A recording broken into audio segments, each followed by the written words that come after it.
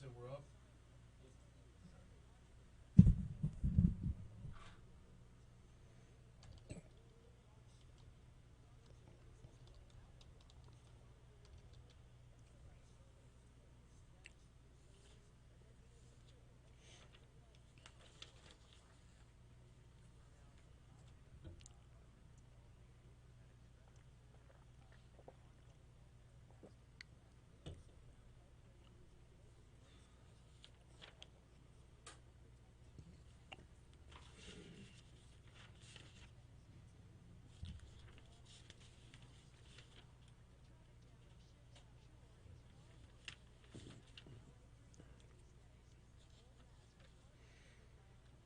Can you get LRN 7 in the first segment? Just 7. Are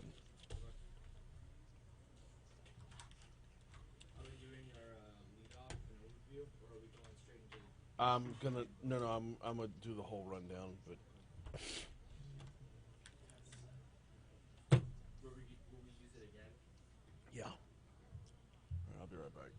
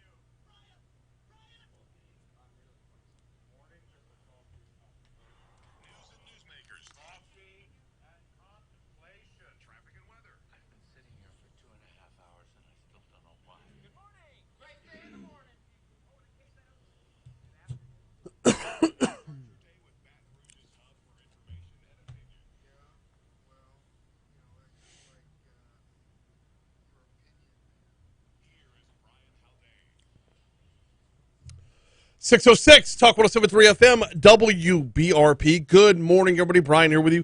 Jake Barty producing. We're off and running. Time to get the week cracking. Time to get started. Pretty stacked up show lined up for you today. We're going to talk a ton about LSU football, obviously. And that was just atrocious, what we saw on Saturday night. 42-21, and it was never that close. Like, it was just wide gaps in between those two teams. But Richard Condon will be by at 6:35. Also, Friday, the jobs report came out from September. Heather Zumarraga from Fox Business is going to hop on the hotline at 6:52. Talk about what we saw from Friday's jobs report, what it means moving forward. A couple of interesting takeaways there. In the 8 o'clock hour, in the 7 o'clock hour, as we do every Monday, we'll talk with Our Lady of the Lake for Medical Monday, talking about sickle cell disease with Tanisha Smith this morning. Also, Stephen Wagasback from LABI will hop on board at 7:35. In the 8 o'clock hour, we'll dive back into LSU football a little more, talk about this state trooper story, which I'm going to have for you in just a minute, and get an update from FEMA. Nathan Custer from FEMA is going to hop on the hotline at 8:40 to talk about where we're at with Hurricane Ida recovery.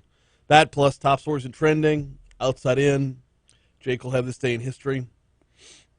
Got to start though with what went down Saturday, and I'm not talking about LSU Kentucky. The headline from our news partners at WBRZ reads, as the chaos of Saturday settled into mourning, M-O-U-R-N-I-N-G, state police shifted focus to two investigations. The violent rampage of the suspect who shot or tried to shoot a handful of people, including state troopers, in 3 parishes, and the unsettling case of how a trooper's dead body was left unattended all day long. What went down Saturday was disturbing, to say the least. Master Trooper Adam Gobert was found dead in his patrol unit in an unassuming parking lot behind a bank at the corner of Airline Highway and Old Jefferson Highway. He was found Saturday evening. It's believed he was shot hours before he was found, sometime between 3 and 5 a.m. on Saturday.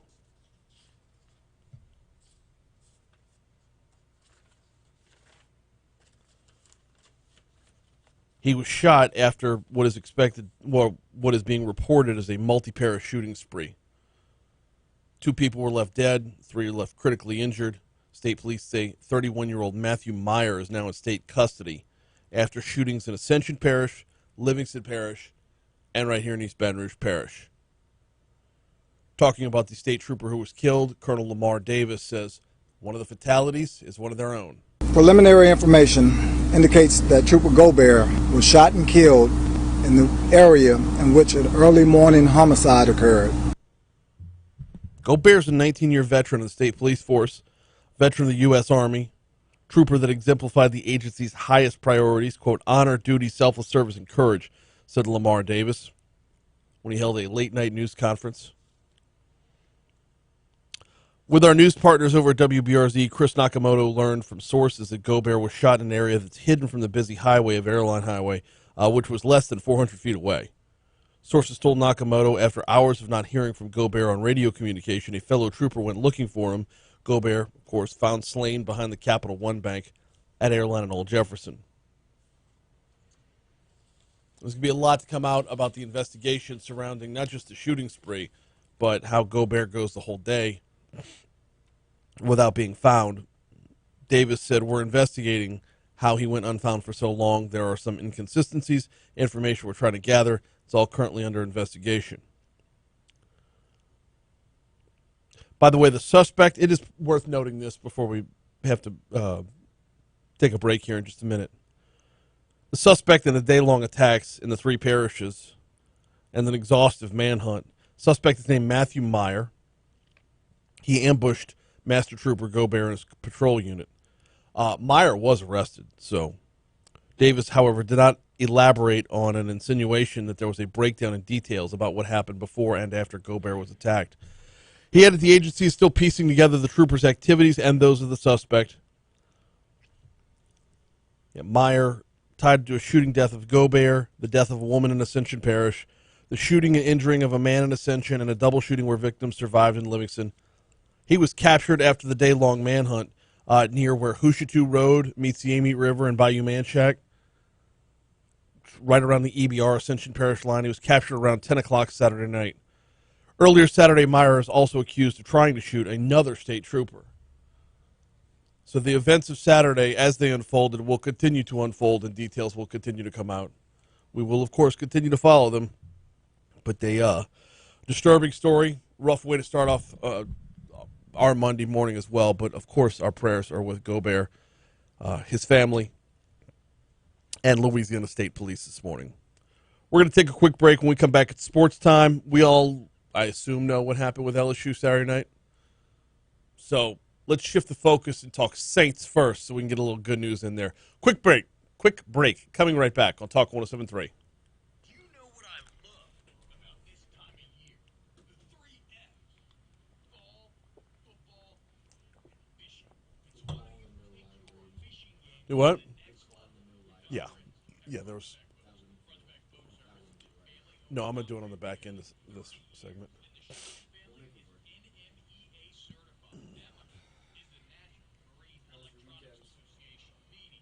Not bad. Went down to the in-laws yesterday, which was fun. Yeah, it's good to get down there. I've got great in-laws. Like, I know people always tell horror stories about their in-laws. My mother and father-in-law are fantastic. They're like super up there in years too. So, well, no, I worked all day Saturday. So, but yep. Eric says, yeah, something like that. No sign-off checks. I know, dude. There's a lot of weird surrounding that.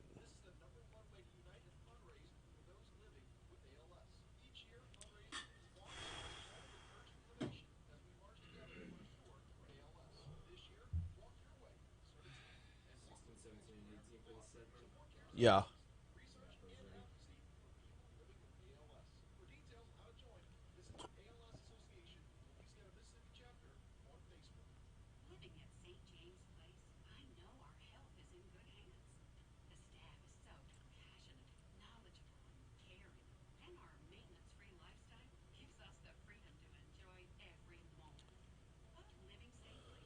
Week.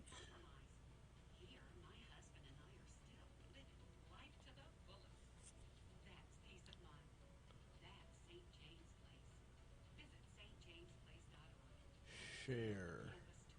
Now, your WBRZ traffic updates from Ashley Rouge.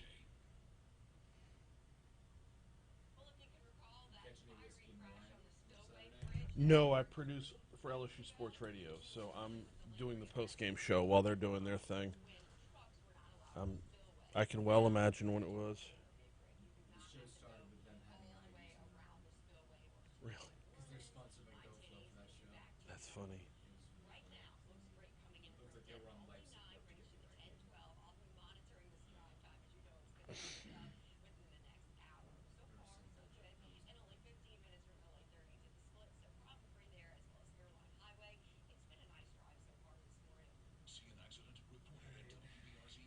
Hey, Christy's in. Good morning, Boo. How was the workout? Oh, yeah. Every Monday, Christy. Well, Monday and hopefully one other day during the week. Weeks are so long. But she's able to get over to the gym. We'll go for a run or a walk or whatever 1 or 2 days a week as well. So.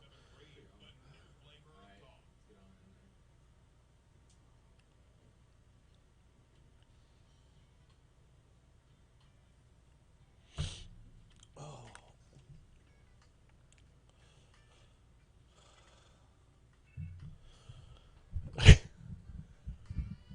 6:15, Talk 107.3 FM, WBRP. Well, Kentucky's looking good. We're going to talk about that in the next segment. This segment, want to get to the Saints. Actually, before we get to the Saints, I want to remind you, kickoff this weekend is going to be for 11 a.m., which means 11 a.m. in Tiger Stadium, LSU, Florida. Always a battle. If you're feeling despondent as an LSU fan, I want you to remember last year's Florida game, how it turned out. 3-touchdown underdog, how it turned out.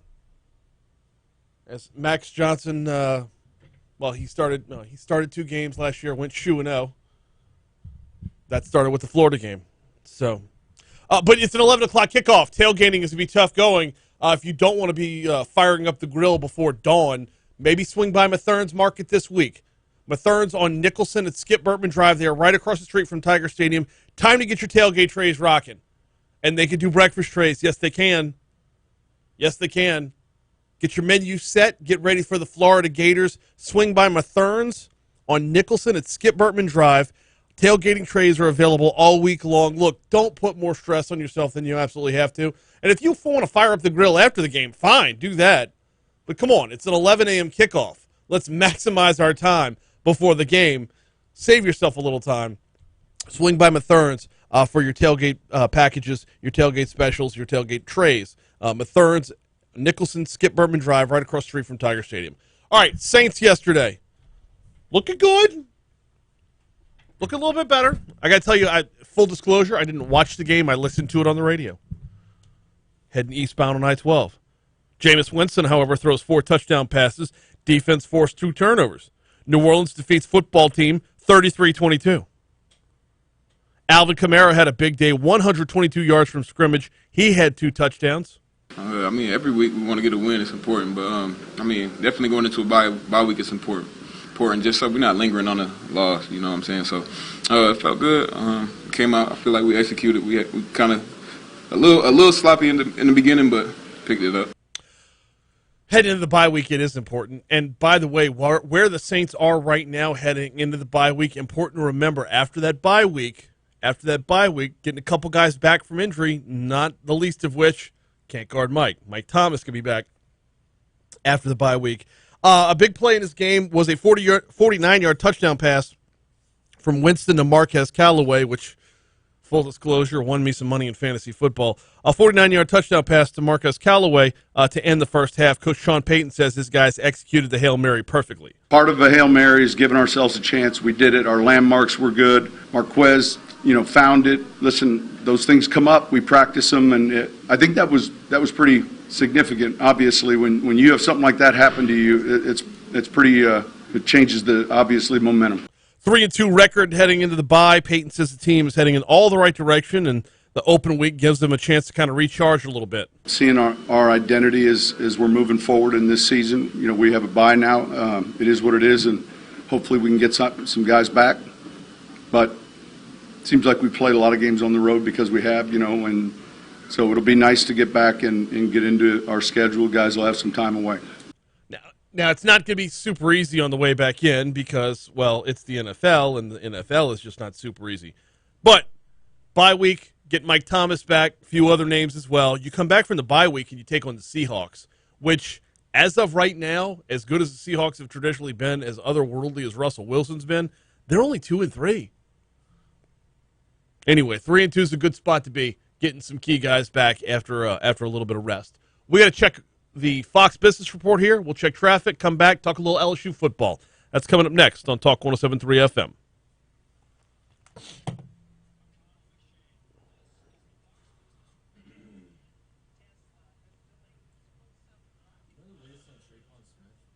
No.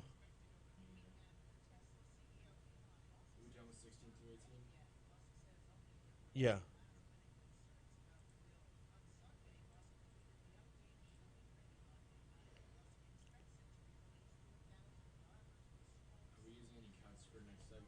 No. Yep. No cuts.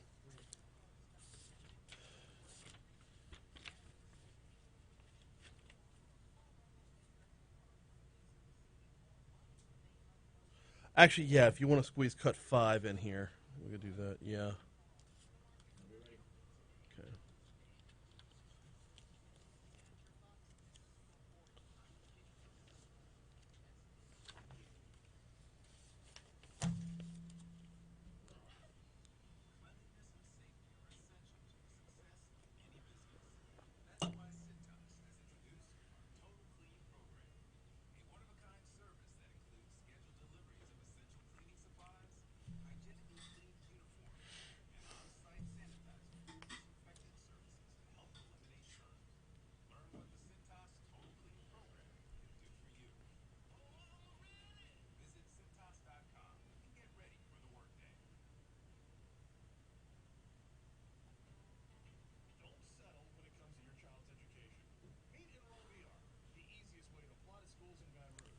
All right, what do we get going? Anything in the chat this morning? Like I said, good morning, Eric. Good morning, Galen is in. Good morning, Renee. I met Trooper Gobert some years ago. Very professional and courteous. Investigation needs to happen. What has happened to our Louisiana State Troopers Association organization? So what I want to know, is it an isolated incident or is this something bigger? Like, will we see other stuff? Which is why you got to have the investigation, right?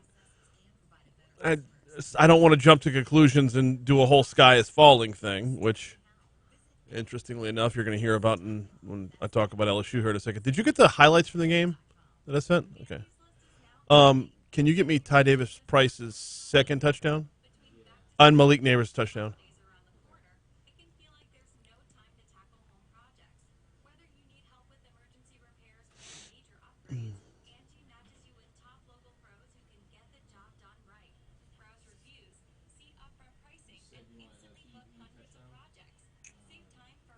TDP's second touchdown.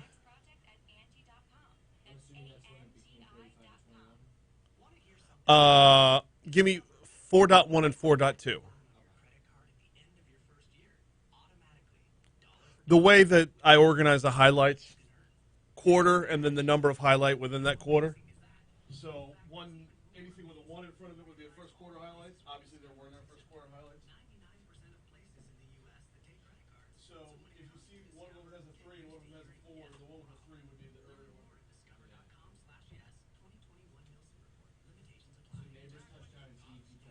Yeah.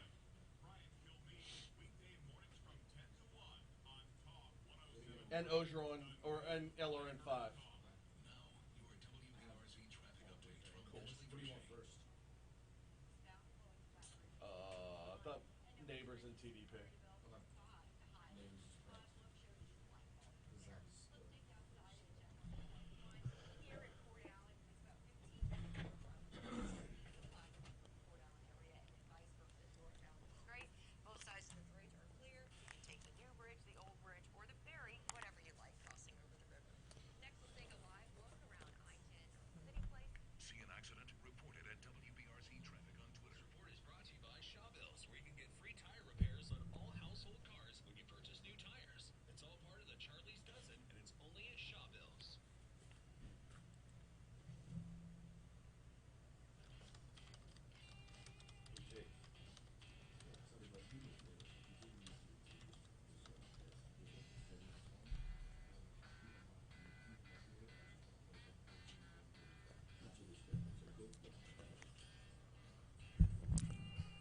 624 Talk 107.3 FM, WBRP. Going to get caught up with Richard Condon about 10 minutes from right now.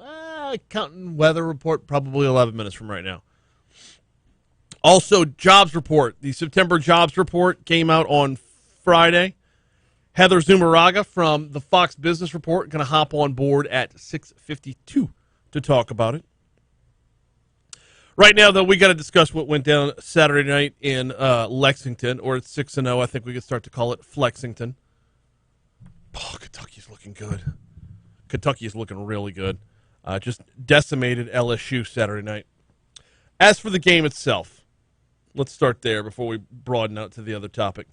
As for the game itself, really, you're going to see inconsistency from Max Johnson. Last night was, his 8th start? Last weekend was his 8th start. 22 of 38, still better than 50%, but that's not where you need to be. 22 of 38 for 261 yards. He had 1 touchdown, 0 interceptions. Okay, 261 yards, not terrible. Tigers had 147 on the ground, also surprisingly good for LSU this season. They've had no run game to speak of this year up until this Saturday. 42-21 your final score.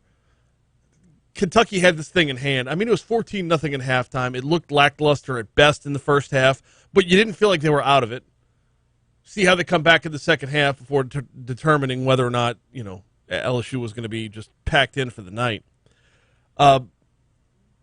Even with it being as lopsided as it wasn't without any redemption at all. There were a few highlights. Malik Neighbors found the end zone for the first time in his career. Here's how it sounded. Johnson steps up in the pocket, throws downfield towards the end zone, going up for it. Keyshawn Butte, nope, It's going to be Malik Neighbors, and he's got it underneath the goalpost in the back of the end zone. 41-yard touchdown pass, as Johnson did a great job of stepping up in the pocket, throwing on the run towards the end zone, got it deep down the field, and Malik Neighbors one-on-one coverage, high-pointed the ball, found it first, and holds on. Neighbors, one of 7 LSU Tigers to catch passes. I like seeing that. I'm still used to the Les Miles days where you'd see like 4 guys catch passes in a game. 7 on Saturday night. Keyshawn Butte had 8 catches for 73 yards. Neighbors had the lone touchdown. Thomas had 3 catches. Jeray Jenkins had 3 catches. Jack Besh had 3 catches.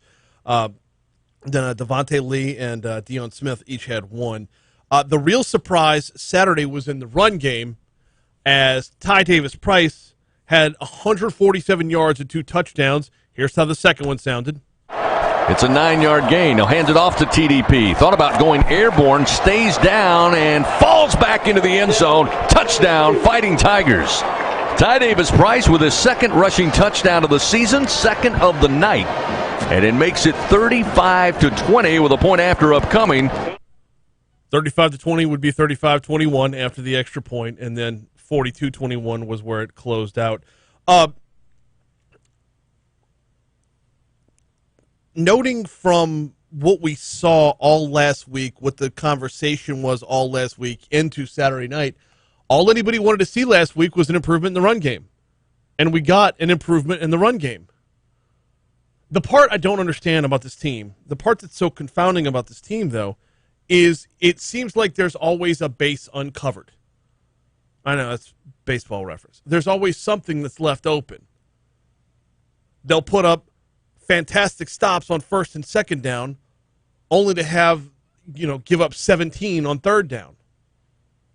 They'll stuff a running back in the backfield once or twice, only to give up chunk yardage after that. Trying to figure out what it's going to take to get all of the pieces of the puzzle together. I know Baton Rouge goes crazy about, turnover with coaches as frequently as they possibly can. I realize that, but I don't. That's a conversation for another channel. I am curious, though, about missing pieces to the puzzle. Since LSU's perfect season a year and a half ago, since the 2019 season, I should say, they've 8-8. They're 3-3 right now. They were 5-5 last year, and bear in mind that 5-5 was a completely SEC schedule. There were no cupcakes to feast upon. But ever since then, they've been down guys. Like, look at this year. Andre, Emery, Stingley, Josh White, Miles Brennan, Xavier Carter, Chris Hilton, Major Burns. I mean, just a few of the names, Joe Evans, just a few of the names that are missing from the roster, and it's showing on the field. Like, why are we feel or as a fan, watching the product on the field, that feels like it's hamstrung simply because it's missing key players. What's going to happen when it all comes together? And will we be able to stick it out long enough for that? Ed Orgeron, meeting with the media after the game, talked about how he's turned things around before. He can do it again. I'm not going to have a bad day at LSU. I'm the head coach at LSU. And I'm going to live one day to the fullest. I love being the head coach here. Is it tough? Yeah, but I'm not going to feel sorry for myself. I never will. That never will happen. Press conference getting ready for the Florida game. We'll be at noon, our sister station, 104.5, 104.9 ESPN.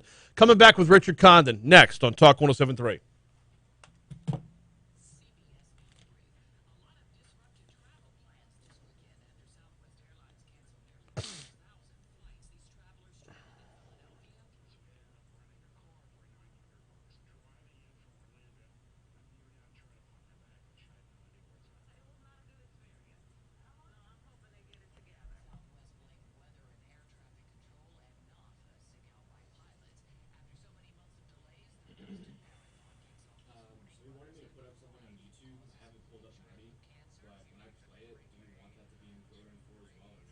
What is it?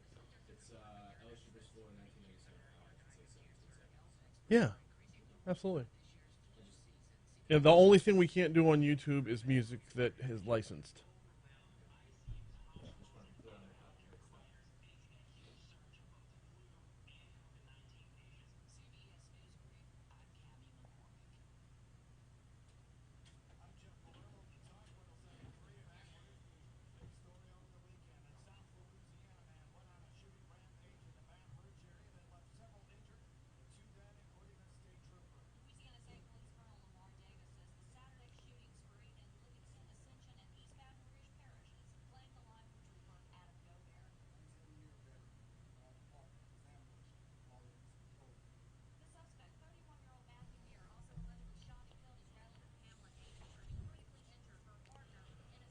Ah!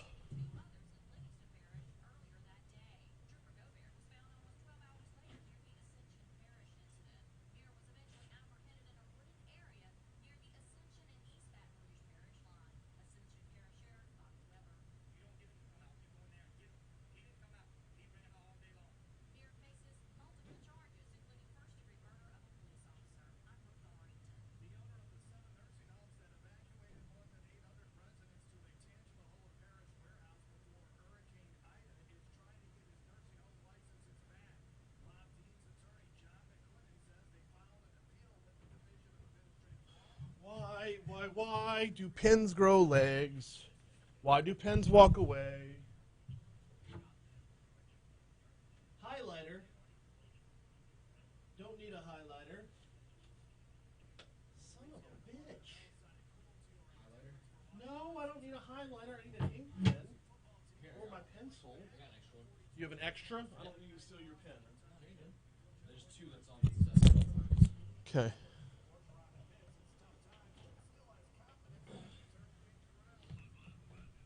Oh, shoot. I didn't think they were going to play that here.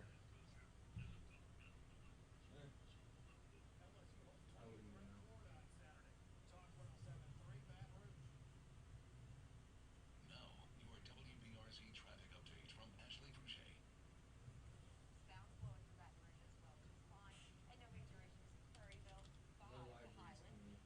Okay. Every time he gets here, I'm going to make sure this is the right one. What he said, what he described is exactly it. Alright. So, my Pelicans glass is going too. Oh, it's right here. Ah!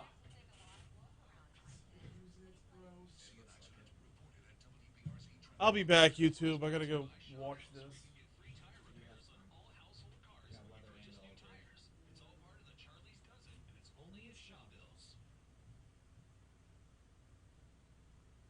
I had a bad dream the other night. Can't be worse than mine. I was buried up to my neck in the desert, surrounded by an army of prairie dogs, and their leader rides up. Rides? Yep, it's Yul Brynner, and he orders me to eat this huge mound of candy corn. So all the prairie dogs line up and feed it to me piece by piece. I'll never look at that Halloween confectionery the same again. What about you? Well, I dreamed I forgot to schedule my annual general inspection at AGCO, and my car left me stranded on I-10. Now that's scary. AGCO Automotive is here with the best way to keep up with car maintenance. Get our annual general inspection. You pick the month. We check out your vehicle and recommend any maintenance you may need, which can save you costly repairs down the road. Doesn't smell like soap. Were you on medication?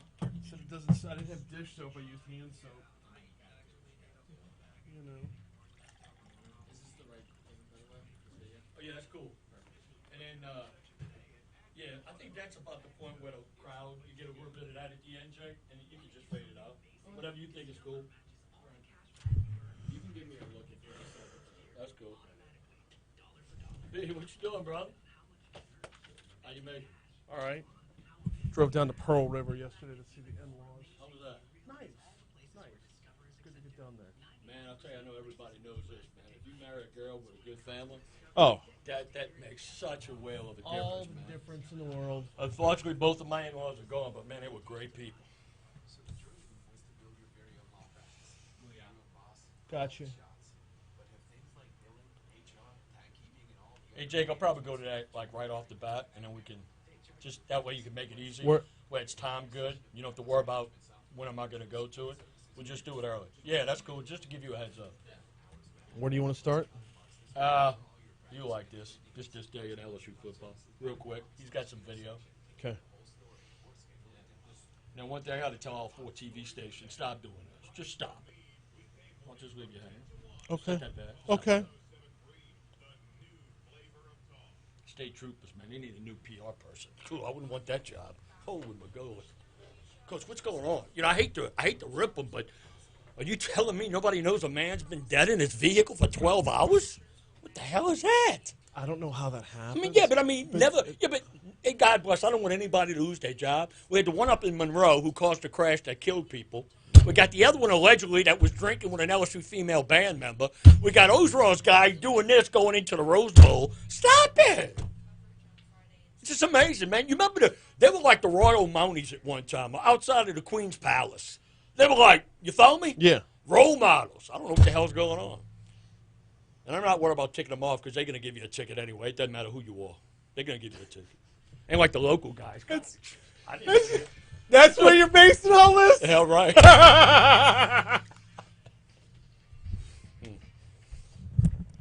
637 Talk 107.3 FM WBRP mornings with Brian Haldane rolling right along. All right. Time to start your Monday off for realsies. Richard Condon's in. Good morning, babe. Good What's morning, happening, world. brother? How you doing? Doing well. You know what? Tomorrow, 592 years ago tomorrow, we celebrating it today, Columbus Day. Yeah. Coach, that dude pulled up the Americas and went on shore looking for some hot chicks. So on my show today, going to talk about what's happened in the Americas over the last 592 years. In the Americas. Yes, okay. yes. And look, before we do that, B, guess what we're doing right now? Ladies and gentlemen, for all of us, besides maybe our parents or grandparents, if they still alive and they remember Billy Cannon, probably, no, it ain't the earthquake game. Today is the 24-year anniversary of LSU upsetting #1 Florida in Tiger Stadium. You remember this play? Frazier in motion. Tyler down the sideline. He will score. 40 yards. B, that's the only time LSU's ever beaten the #1 team in the country, besides when they got into the postseason with the playoffs. Right, that's right. But prior to the playoffs, man, that was an unbelievable game. And that's when, okay, I understand young people and adults storming the field. I kind of get it. Bro, but when you upset number 13 Tennessee a few years later and you storm the field. I lived in Teakwood, and I walked to that game. So, yeah, I was storming the field that night. You did it? Yes! You got little grass blades in a did not. Ziploc bag in the freezer with you and your wife's wedding cake? I did not save anything. I was out on the field. It's such an overwhelmingly great night. A great night, But man, my it really sister and I was. shared a car, and she had to work, so she got the car. So I called a cab, took the cab halfway there from Teakwood off of Gardier, got to about Lee, and the cab's like, I'm not moving, man. I hate to charge you for this. And I'm like, okay, I got it from here. I got out. I hoofed it to the stadium that night. And if you didn't stop right there, my tear ducts were going to explode. That's a great story. Look, let me tell you this, buddy. You know what I'm thinking right now, Haldane? What? I think Coach O's like Ike Godsey in the Waltons. You remember he ran a little store in the mountains, little country store, and everybody liked him, and he knew everybody else. You follow me? Yeah. It's like Ike Godsey going from there to being the CEO of Costco. Sometimes you're just a little bit overwhelmed. Okay. You follow me? Yeah. And if you would have told me, I would have watched a Kentucky team rush for 330 yards. Yeah. I don't know what happened to the defense side tonight. They took a personal day, a vacation day. I never thought they would kind of like lay down. The tackling was awful. There was no emotion. And look, for all the LSU fans a little upset about them playing Colin Baton Rouge, you don't want them to do it? Then you go in there and you play hard for 60 minutes and whip their ass. Yeah. No, I'm with you. Look, I got to ask every local TV station to stop doing something, babe. What's that? Okay? I don't want to see this. If I wanted to see this, I'd walk down my driveway in my drawers and dig in my trash can. I don't want to see this guy Matthew Meir anymore on TV. I don't want to see him with his dirty cap on backwards, with his little white T-shirt, with his little earbuds, smiling. I don't need to see it. I see that loser once. Okay, fine. You showed me. I don't know the guy. My kids never went to school with that dude. That's enough public exposure. I'm tired of it. Hey, let me tell you this, okay? Now, it doesn't matter if I say this because when I get pulled over by a state trooper, I'm getting a ticket no matter who I know. It doesn't matter. They don't play. You follow me? Yeah. That's why I'm very kind to the local police officers because, you know, we help one another out. Sorry. Now, look, here's my thing with this.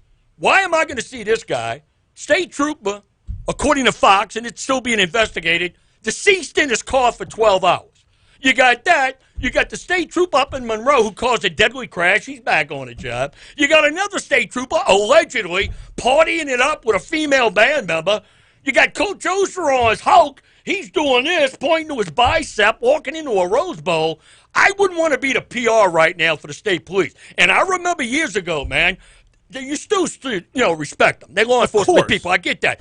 But, man, the image right now, something's got to be done. I mean, there was a time where, man, if you were a state trooper, you were very much respected, and for a lot of people, kind of looked a little bit above the local people. Not. I don't think it's warranted because they put their life on the line. They do the same thing. But, man, right now what's going on is just crazy. I feel so bad for that state trooper. It's a bad run for sure. I mean, Adam Gobert, here he is, man, just in his vehicle, doing whatever he was doing, gets ambushed. And this guy's running all over the place, and I got to keep seeing this knucklehead's picture on the TV.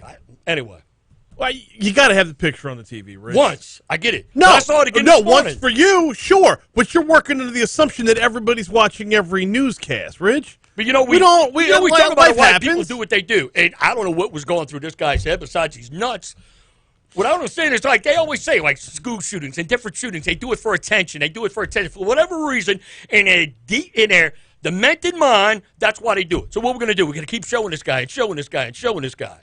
It's just amazing. There was a time in police work. I know you can't do it anymore. Well, I know that with iPhones and everybody's looking at you and they want to, send it into the mayor's office or whatever.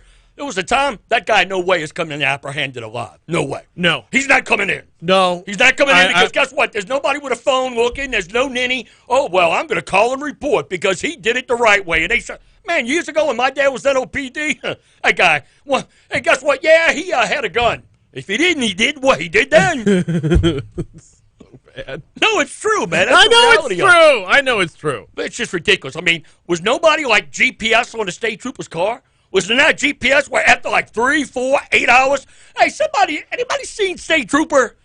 You know they got GPS on the cars. When the state trooper's car is sitting there for that long, obviously something's wrong. Yes. Well, and also, there's no way a shift was still going on. You got to clock in and clock out. I mean, there's procedures for that as well, and something fell through the cracks there. And yeah, I wasn't thinking about it in terms of everything else from the Ronald Green investigation to the Mississippi State thing, because you're talking about different districts, different precincts, or whatever, or different troops. He killed his half sister, right? Right. I think he killed his half sister. Now he ambushed a state trooper, had shot a couple of people earlier, and then supposedly in another parish, he's suspected of firing on another state trooper. Yes. Guys like that never came in alive years ago. Never. They didn't do it. And you can say, well, that's why police work is much improved, and everybody is one of God's creatures. And if you take that nickel and dime, we are the world angle, God bless you. But there was a day that crap would never happen, man. Well, no, that dude's coming back in a bag. To be fair, that's why police work is that much more difficult as well. Hey, guess what? What's up? Something happened in the NFL that's never happened before. What's never. That? Teams were 463-0 when this happened. 463-0. Think about that. Since the first NFL game, a team scored 40 points, didn't turn the ball over one time, and still lost. Oh man, was that ridiculous? Yeah, San Diego, 463-0. That's an amazing stat. Now, here's my question to you. Yeah, how many people you think are going to be in Tiger Stadium on Saturday? LSU, Florida, 45,000. 11 o'clock kickoff. Who knows what's going to happen between now and then? Money, time spent for what? Well, you saw LSU came out and lifted the COVID restrictions. Yeah, I get that. I mean, but LSU, look, those poor marshals and ticket takers, they weren't enforcing that. They didn't want to be put in that situation. I know. The guys in the blue shirts that were all over campus, guys and gals in the blue shirts that were all over campus. Hey, you want a wristband? I mean, you know what, man? Guess what? They were showing the people at the gate, they get out of jail free Monopoly card. Yeah, you're fine. Come on in. That was such a joke. No, but I'm saying, I mean, they didn't want to be put in that position. I do but like then all of a sudden they got some fan with a couple of shooters in his body. They ripping him physically. You don't know what's going to happen, man. Yep, you're fine. Yep, go in. I do like the idea of, it was, you're at 3-1, you play Auburn, you're 3-2. I showed my Smoothie King 2-for-1 gift card. You get your punch Seriously, card. I went right in, baby. Boom, I'm good. You drop to 3-2, and all of a sudden COVID restrictions get lifted because you're playing at 11 o'clock in the morning. Testing's under 5%. You're not telling now. me that's not just a coincidence. No. Testing's under 5%. That's why they lifted it. Has nothing to do with please still love us. And you know who's the most popular man in this country right now? Who? Seth Small. Who is Seth Small? 5'11", 205 pounds. That guy will never have to worry about finding a job in his life. That guy, when he gets out of bed this morning, no matter how good you have it in life, that guy is feeling better than all of us, maybe combined. 28-yard field goal to beat Alabama. Oh, yeah. That guy. Man, you got to see the Whoa. video because they got a video of his wife and family in the stands, and they like this. Oh, And all of no. a sudden, they jumping on the field. First time an assistant coach under Saban won. Finally, we don't have to hear that no more. Yeah, 1-24. Nick Be Saban you the says best. it. Hope everybody has a great Monday and a terrific week. Love you, Rich. He's Richard Condon from Condon Uncensored right down the hall. We do this every Monday. Taking a quick break, checking traffic, and your money now next. All right. Thanks, man. No, thank you, sir. Jake, thanks. Hey, yeah, the 97 Florida game, that was, bro, yes, walked to that one. It was I was on the field twice. What was the second time that the students rushed the field? Well, I know they did Tennessee one year when they beat them. That's what it Tennessee was was. like 12th or 13th of the country. Yeah. So that was more about my dad had seats on the opposite end from the student section. Oh, in the So, north end, the yeah, south end zone. Yeah, so I walked across the field just to go say hi to him. Oh, that's cool, So, man. yeah. Oh, yeah, that's awesome.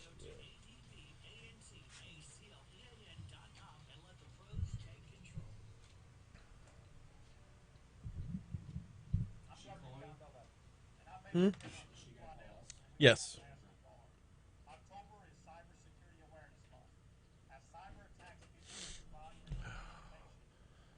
Do what you have to manage this because it's going to go way over. If you want to pause before traffic hits, you can play traffic on the back end. Okay.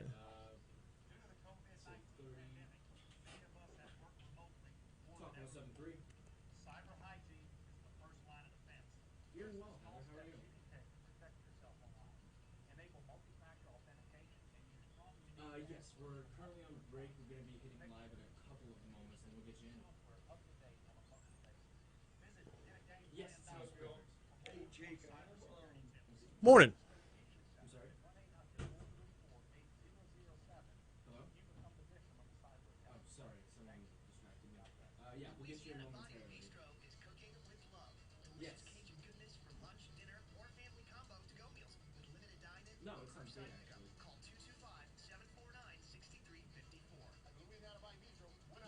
You should be okay. Please hold. They tried to get my attention. T-Bob. Yeah. Let it run. No, that's it's better this way. Hey, just let it run. Skip the report. Just come back to me. No. I'll make it up later.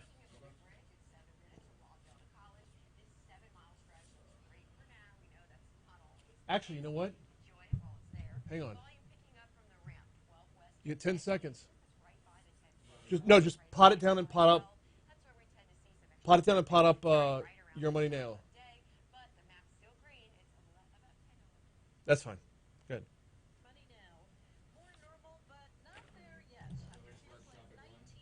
Yeah. Hey, Heather. Hey, it's Brian. Hey, we got your money now on right now, and then coming your way. And when I'm introducing you, you're with Fox Business, or would you rather something else out in front?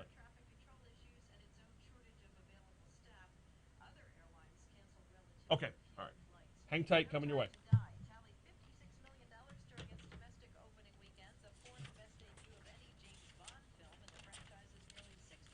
Contributor with Newsmax.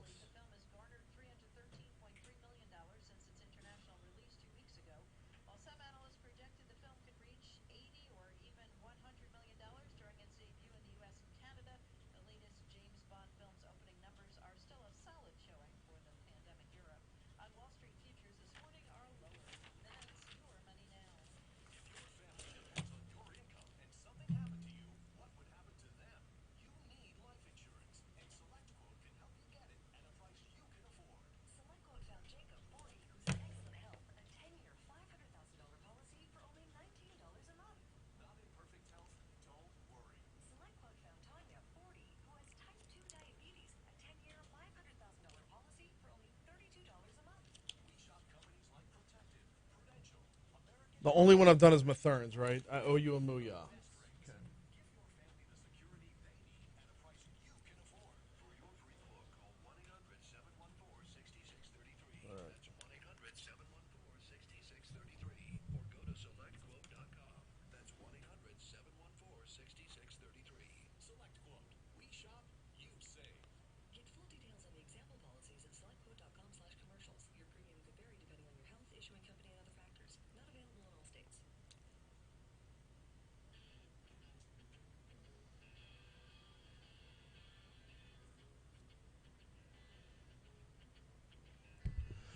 652 Talk 107.3 FM WBRP. Friday brought you September's jobs report, and I would love to have better news for you. I just don't. Heather Zumarraga is a contributor with Newsmax and appears on Fox Business, and she joins us now to break down the report. Good morning, Heather. How are you? Good morning, Brian. I'm good. How are you? Doing very well to start off this Monday morning. All right, let's start with the basics. What did we see in the jobs report on Friday? What did it reveal? Well, like you said, unfortunately, it was a really big miss. Only 194,000 jobs added out of the 500,000 that were estimated. So it's the second month of declines in terms of where expectations were. Now, although jobs were added, it's not at the pace that economists are like. And if you're thinking, well, who cares? Why does that matter? Well, expectations are everything for the stock market, for example, and it's how we base forward guidance. And so this really, really matters because it says that Americans aren't going back to work as we get past COVID. There are over 11 million job openings. Right. And the media, I saw the Biden administration on Friday say that this was a great number, that the unemployment rate went down to 4.8%. And it did. But when you dig a little bit deeper, that's because the participation rate went down. The amount of people looking for work is only 61.6%. So when people drop out of the workforce, Brian, that means that the unemployment rate does come down, but that's not necessarily always for the right reasons. So it's not a pretty picture. You know, I'm glad you brought that up because actually that was where I was going next. When you talk unemployment rate, it gives the impression that that's the number of people who are unemployed. That's not true. It's the number of people who are seeking unemployment assistance, not the number of jobs that are available, not the number of people that are out of work. That's a very big distinction that gets overlooked. It really is. Just because, and again, the 4.8% does sound like a good rate, but you have so many people that are dropping out and just saying, hey, why work, for example, for $15 an hour and drive a truck when I can get home, stay home and have some form of welfare or subsidies that is close to that or more than that. And that's why you see a lot of these global supply chain shortages. It's even exacerbating the problem that employers can't find workers. If any of your listeners are small business owners, which I'm sure they are, they probably have job openings and hiring now signs all over, either online or outside their building. Just drive down the street and look to your left, look to your right, and you see hiring now. I know most of them are starter jobs. You know, they're not ideal places you may want to end up in 40 years, but the point is there are job openings available if you need it. And the United States needs to be careful not to create and foster an environment of big government where the public becomes dependent on the government for assistance, as we did through COVID.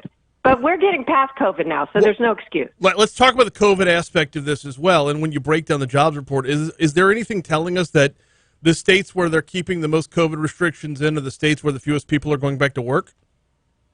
There really is. If you look at the, and they actually have, they're all Republican-run states. There were 26 states whose governors are Republicans that ended the supplemental bonus earlier than the rest of the country in that September deadline in the beginning of September. And they actually have better jobs numbers, more people working in those states than those that did not end the supplemental bonus early.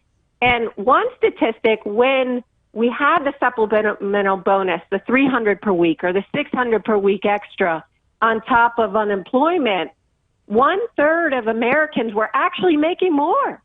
And sometimes when I was on air on other cable networks, you know, it's deemed insensitive to say that, well, how would you want to end that sooner rather than later? And the reason was clear, that small businesses were going out of business because they could not find workers.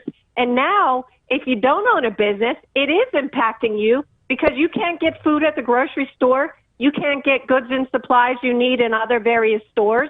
And maybe you're trying to have, for example, your house fixed or certain repairs on a building. You can't get it done, car repairs, and you can't find workers to do the work that you need. And that's why everyone is now being impacted by this. I got about a minute and a half left with Heather Zumarraga, and we appreciate the time talking about last Friday's jobs report that came out, the September jobs report. Heather, is there any way to are we at a point now where we could see like trends and whatnot, or is the ending of COVID and moving into another phase standing in the way of seeing how this is going to affect the president in like, let's say, heading into midterms next year, how it's going to affect the balance of Congress? Oh, well, at this point, when we're looking at I wish it was $3.5 trillion bill that's up to be passed, it looks like it's only going to get worse. Unfortunately, I don't want to be the bearer of bad news this morning, but if that passes, you look at the rate of inflation and the rate at some of these programs, taxes are going to go up across the board, and it's not just going to be for Americans making $400,000. The corporate tax is going to go up. That means the stock market will decline, and it's going to make us less competitive on a global scale. Right now, the headline last week, $175 for every month extra for average U.S. households in America. And it's not that you're spending, it's costing you that when you're going to the grocery store and things like food, when you go to the gas for things like fuel, when you fill up your car, and housing. If you're looking for a house, good luck. It's equivalent, $175 to maybe your full grocery bill or your cell phone bill, and it's all thanks to massive government spending and supply shortages caused by this broken supply chain. But I think in terms of an outlook, inflation is running at a 30-year high, and he asked about the balance of power, I guess, in Congress. I think it'll shift back over towards Republicans as a majority because the American public is becoming fed up that they can't afford goods and services. Wages are going up, yes, but not at the same pace of the prices of goods, and that's a big problem. Yeah, I mean, wages can go up to counter it, but at the same time, though, if we're going to run into supply side issues throughout, it's going to be matter. Yeah, it's going to be a hindrance. In the meanwhile, we appreciate the time. I appreciate you hopping on the hotline this morning to break it down for us. Heather Zumarraga, thank you so much. Thanks, Brian. Have a good day. You too. At the I mean, she summed the whole thing up with the unemployment rate versus the participation rate. You cannot overlook that. If people just decide they're not in the game anymore, that changes the whole game. I mean, if everybody stops seeking unemployment, then unemployment becomes zero, right? Here comes the CBS World News Roundup on Talk 107.3.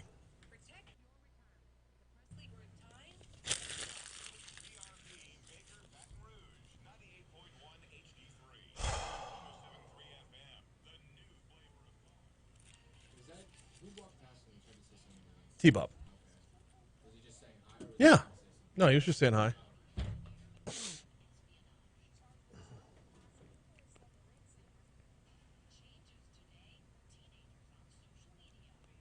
Did Rich say tomorrow was Columbus Day? Because I thought today was. Yeah, that's what I thought, too.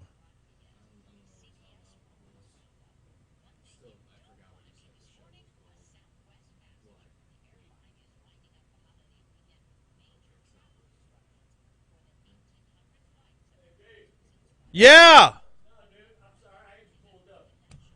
Tomorrow he actually discovered the American, but today we celebrate. It's just Oh, October. gotcha. Hey, you know Clint Sanchez?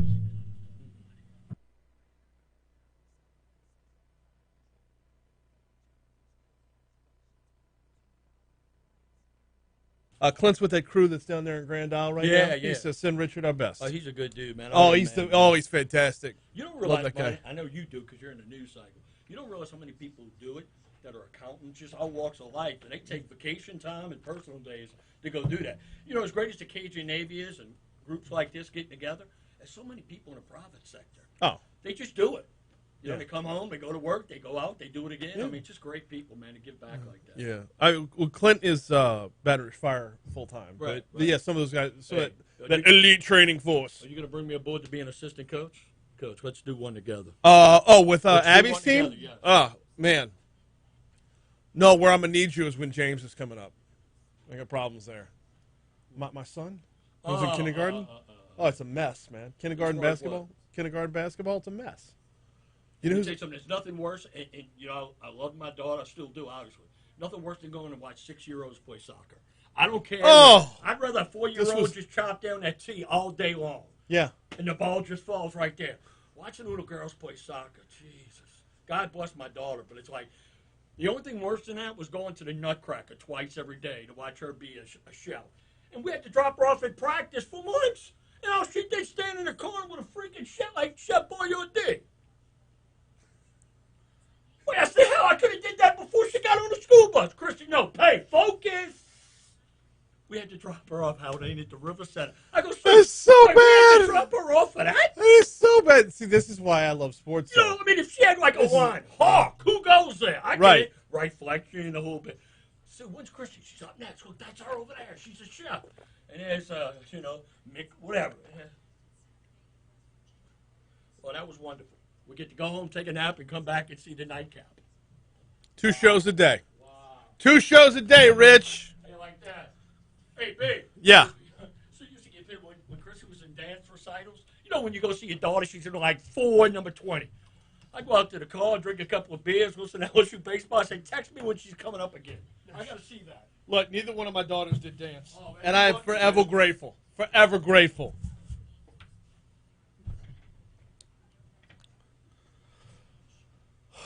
That right there might have been my favorite part of today's show. That was awesome.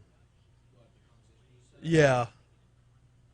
He wants in on this impending dynasty that is Mercy 4th grade basketball. Bro.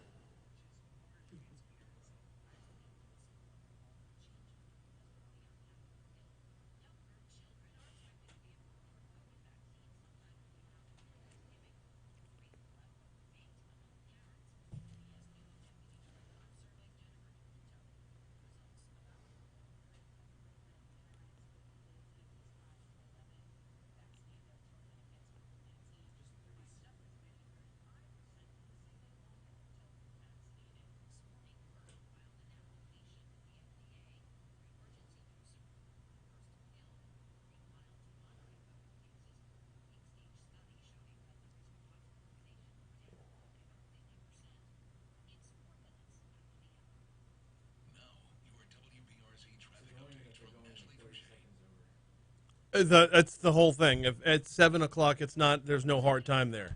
They'll go a minute and a half over sometimes. Yeah.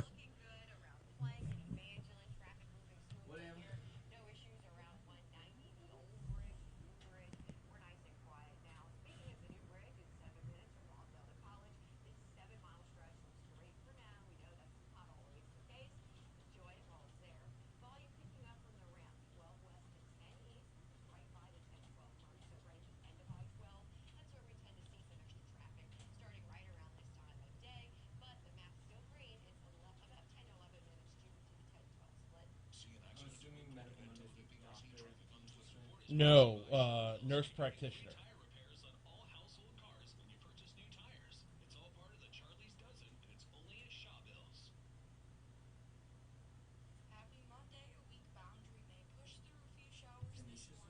Yes.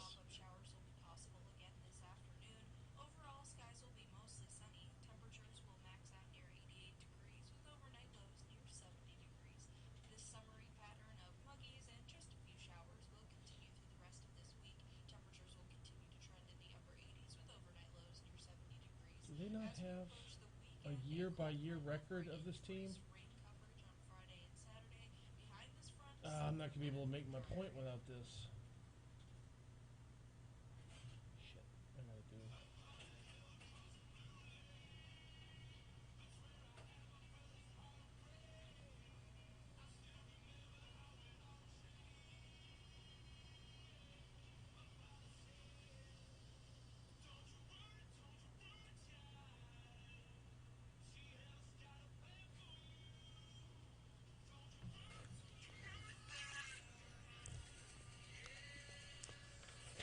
.706, Talk 107.3 FM, WBRP, Mornings with Brian Haldane. Hour 2 coming your way right now. Thanks again to Heather Zumarraga from Newsmax and Fox Business for hopping on board to break down the September jobs report in our last segment. Thanks again to Richard Condon, also jumping aboard last hour to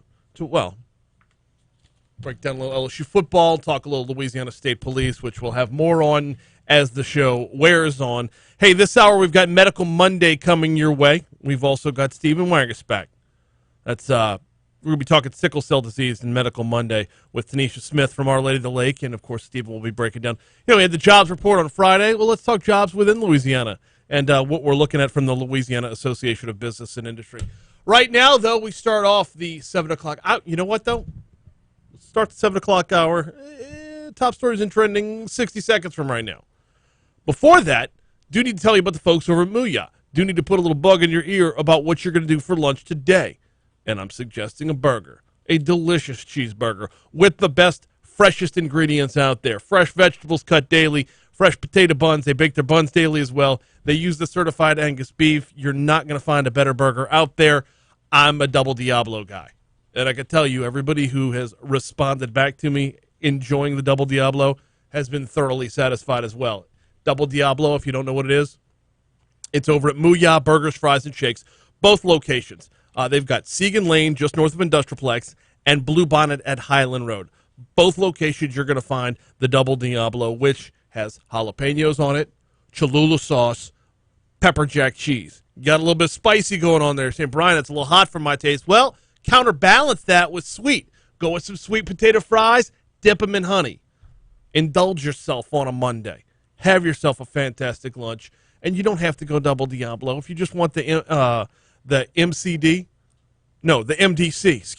Mooyah Double Cheeseburger. If you want the best case scenario, if you want the well done, they've got more than a dozen a dozen ideas for burgers on their menu, and if you don't like that, you can make yours to order as well. Build your own at both locations of Mooyah Burgers, Fries, and Shakes. Segan, just north of Industrialplex, or Blue Bonnet at Highland. Also, don't forget to download the app. Start earning your rewards towards free burgers, free fries, free shakes at Mooyah Burgers, Fries, and Shakes. All right, time for top stories and trending. Let's go.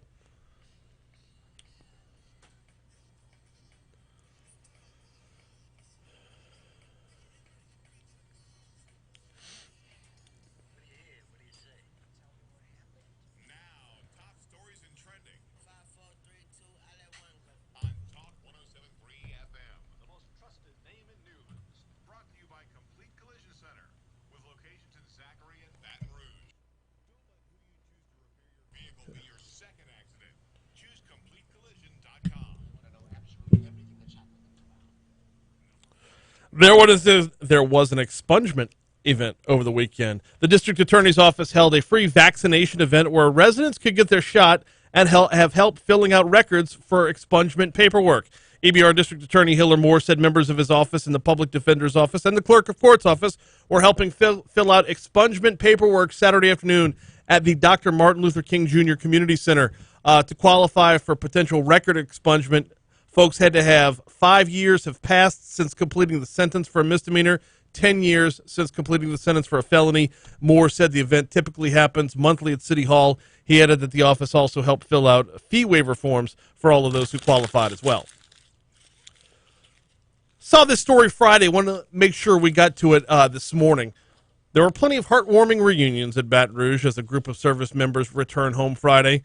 They were met by a crowd of their friends and family welcoming back from tours in the Middle East. Quote, I was a bit nervous. It was my first deployment. I was in Iraq, but it came out for the better. The mission was complete. It was successful. Ernie Filer said. Filer had been away from home for a year. All in all, 75 soldiers were welcome home Friday after returning from overseas. Thank you to each and every one of them for their service and to their families as well. Researchers at LSU have created a cell phone app to track exposures to COVID-19. The Advocate reports that the GoTrace app, contact tracing is what they're doing here, uses the signal strength from Bluetooth software available on most cell phones and computers to assess the distance between cell phones. Users who were in the vicinity of someone who recently tested positive for COVID-19 are informed of the possible exposure. Google, Apple, and other tech companies have created similar cell phone-based tracing applications. People who use GoTrace are notified of a positive test if their cell phone's been within at least 6 feet of someone who tested positive within the last 14 days. The close contact has to have been for at least 15 minutes as well. This is all like user informed data. Your phone doesn't automatically know when you've tested positive. Guests of a hotel off Segan Lane were evacuated from their rooms when a small fire triggered the building's sprinklers early this morning. St. George fire officials reported the situation as a small trash fire that occurred at the Residence Inn by Marriott on Segan, which is located off North Mall Drive, when the fire was reported shortly before 4:30 a.m. According to a news release from the fire department, approximately 100 patrons were evacuated. The blaze was declared under control by 4:43 a.m., and though there were no injuries, several rooms sustained smoke and water damage in the fire.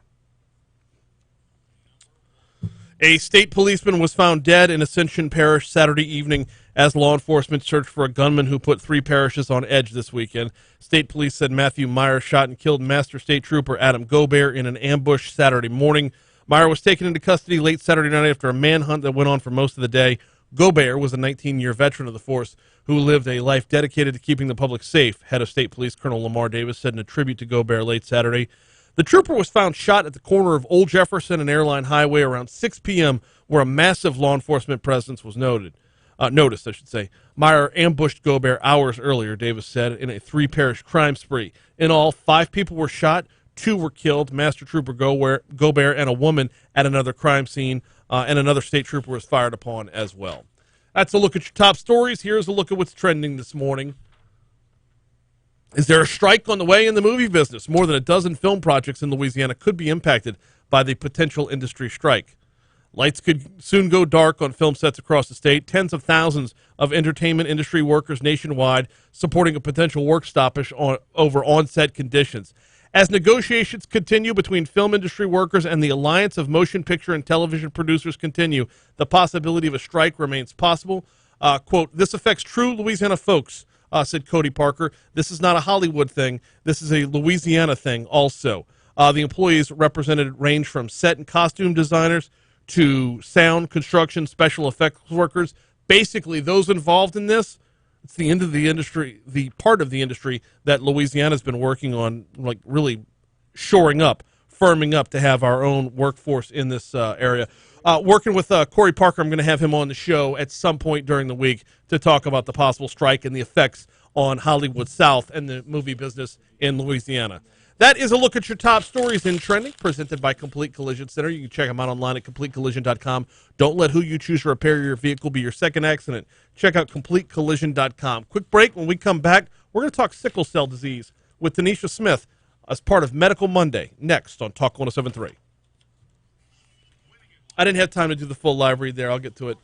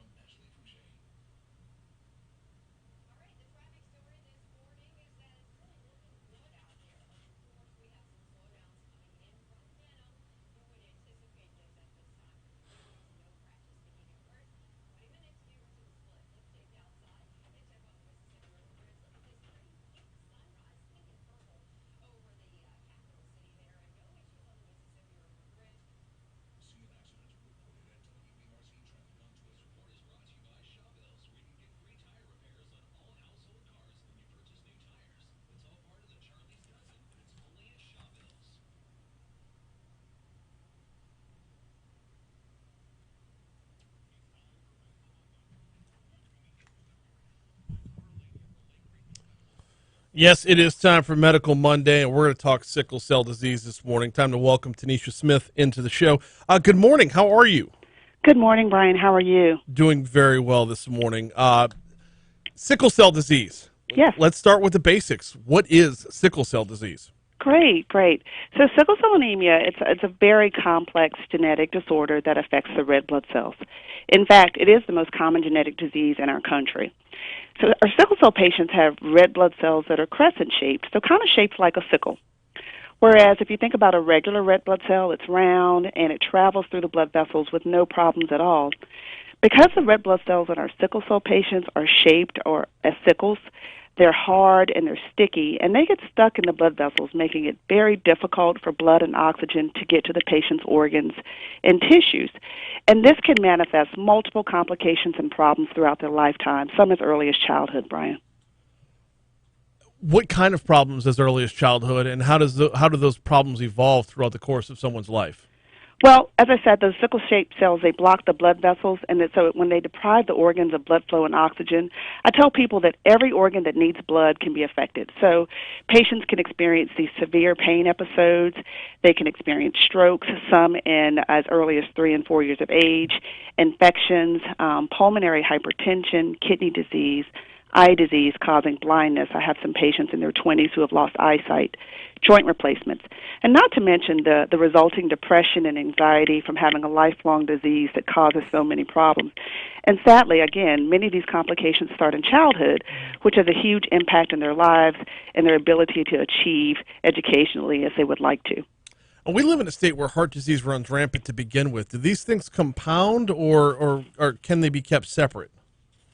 No, these things can compound because a sickle cell patient, unfortunately, all of these complications that I listed to you, they can still develop heart disease and diabetes to compound the complications that they are already experiencing due to the lack of blood flow to their organs. And by the way, Tanisha Smith with Our Lady of the Lake is our guest. We're talking sickle cell disease on Medical Monday. I don't want to be morbid about it, but this has to affect life expectancy, does it not? Yes, it does. And unfortunately, when I talked about that depression and anxiety, these patients live with that knowledge every day of their life, as well as their parents. Unfortunately, now the average life expectancy of an individual living with this disease is about 45 to 50 years of age, which is quite unsettling for patients fighting this disease. However, it's much improved from 50 years ago when most individuals didn't live past childhood, so we've made some great strides. We still have lots of work to do. If you think about it, the average life expectancy of most Americans is 75, so that's a vast difference. Huge difference. Huge difference. Absolutely. Yes. Now, for most of us, well, we've come to learn that we recognize sickle cell disease as predominantly affecting African Americans. But is it exclusively African Americans? Great question. So in the United States, you primarily see patients of African ancestry or African Americans affected. Actually, there are about 100,000 individuals living in our country fighting this disease today. But globally, there are millions of individuals affected. If you look at South America and Central America, you see patients of Hispanic descent in the Caribbean and Africa, Middle Eastern countries, India, and even Mediterranean countries such as Italy, Turkey, and Greece have sickle cell disease patients. So it is not just a disease of African Americans. It affects people globally. Interesting. Very interesting. Let's talk treatment, because you talked about advancements that have helped improve life expectancy, and obviously that's the goal throughout. Sure. What type of treatments are available? Well, no two sickle cell patients are alike, and so there are typically a combination of therapies that we use to treat their disease. Some patients take a medication called hydroxyurea, which is a pill therapy that's been around a good bit of time. Helps to decrease the number of those painful episodes that I spoke about earlier. It also treats and helps, with acute chest syndrome, which affects their lungs. Many of these patients, because they're anemic, they have received frequent blood transfusions throughout their lifetime. These pain episodes, they often get admitted to the hospital or go to the emergency room for, and then we treat those with IV fluids and IV pain medications. When we think about our newer therapies that have come out in the past few years, we have two great ones that we're using now. One is Oxbryta, which helps to increase the hemoglobin for our patients, which helps with the anemia and fatigue that they experience, and another, Adakveo, which helps to decrease the frequency of those severe pain episodes that I mentioned to you earlier. When it comes to treatment, a lot of it has to do with research and development, and that starts with awareness. How has awareness grown for sickle cell disease with an understanding of what it actually is? Well, I think that we still have a lot of ways to go. I think if I speak about Our Lady of the Lake Hospital, I think that awareness has grown tremendously. We have a great team that we work with, and so we've done a great job of educating our staff and everyone throughout the hospital about sickle cell disease.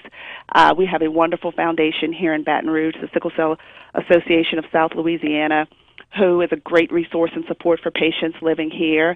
And so there are sickle cell centers throughout the country, although we'd like to see more because patients don't have great access to care in this country. We're getting there, but we still have a long way to go. Okay, then I'm going to ask you about something that might have an even longer way to go. Is a cure possible? Well, yeah. So we right now we know that we are doing bone marrow transplantation, stem cell transplantation on sickle cell patients. So that is a cure, but that is not accessible to everyone because, of course, you need a sibling match. We are making some strides in the areas of gene therapy, but most of those are clinical trials. So we don't have a universal cure that is available for everyone. I hope in my lifetime that we will see something, but for now we have some great drug companies, thankfully, who have put sickle cell disease in the forefront and working on developing some new therapies until we can get a cure. Is sickle cell disease something that, is it genetic? Is it passed down? Yes, it is. Patients inherit this disease from their parents. Mm-hmm. In fact, individuals with sickle cell disease have two parents that are carriers of the disease, meaning they have sickle cell trait, and they pass these genes on to their children, which can result in actual sickle cell disease. And actually, sickle cell trait is actually pretty common here in the United States. There are about 1 in 13 African Americans that have the trait. So that's why it's extremely important to know your sickle cell status. So having the trait doesn't necessarily mean having the disease, though, does it? No, it does not. It means that you're a carrier, and typically patients who have sickle cell trait are asymptomatic, meaning they don't have any symptoms. But however, if two individuals have trait, there is a 25% chance that they can have a child with sickle cell disease with each pregnancy. So that's why it's really important for moms and dads before they start having kids to know what their sickle cell status is. Is that as simple as an easy test, or what goes into that? Yeah, so it is a blood test.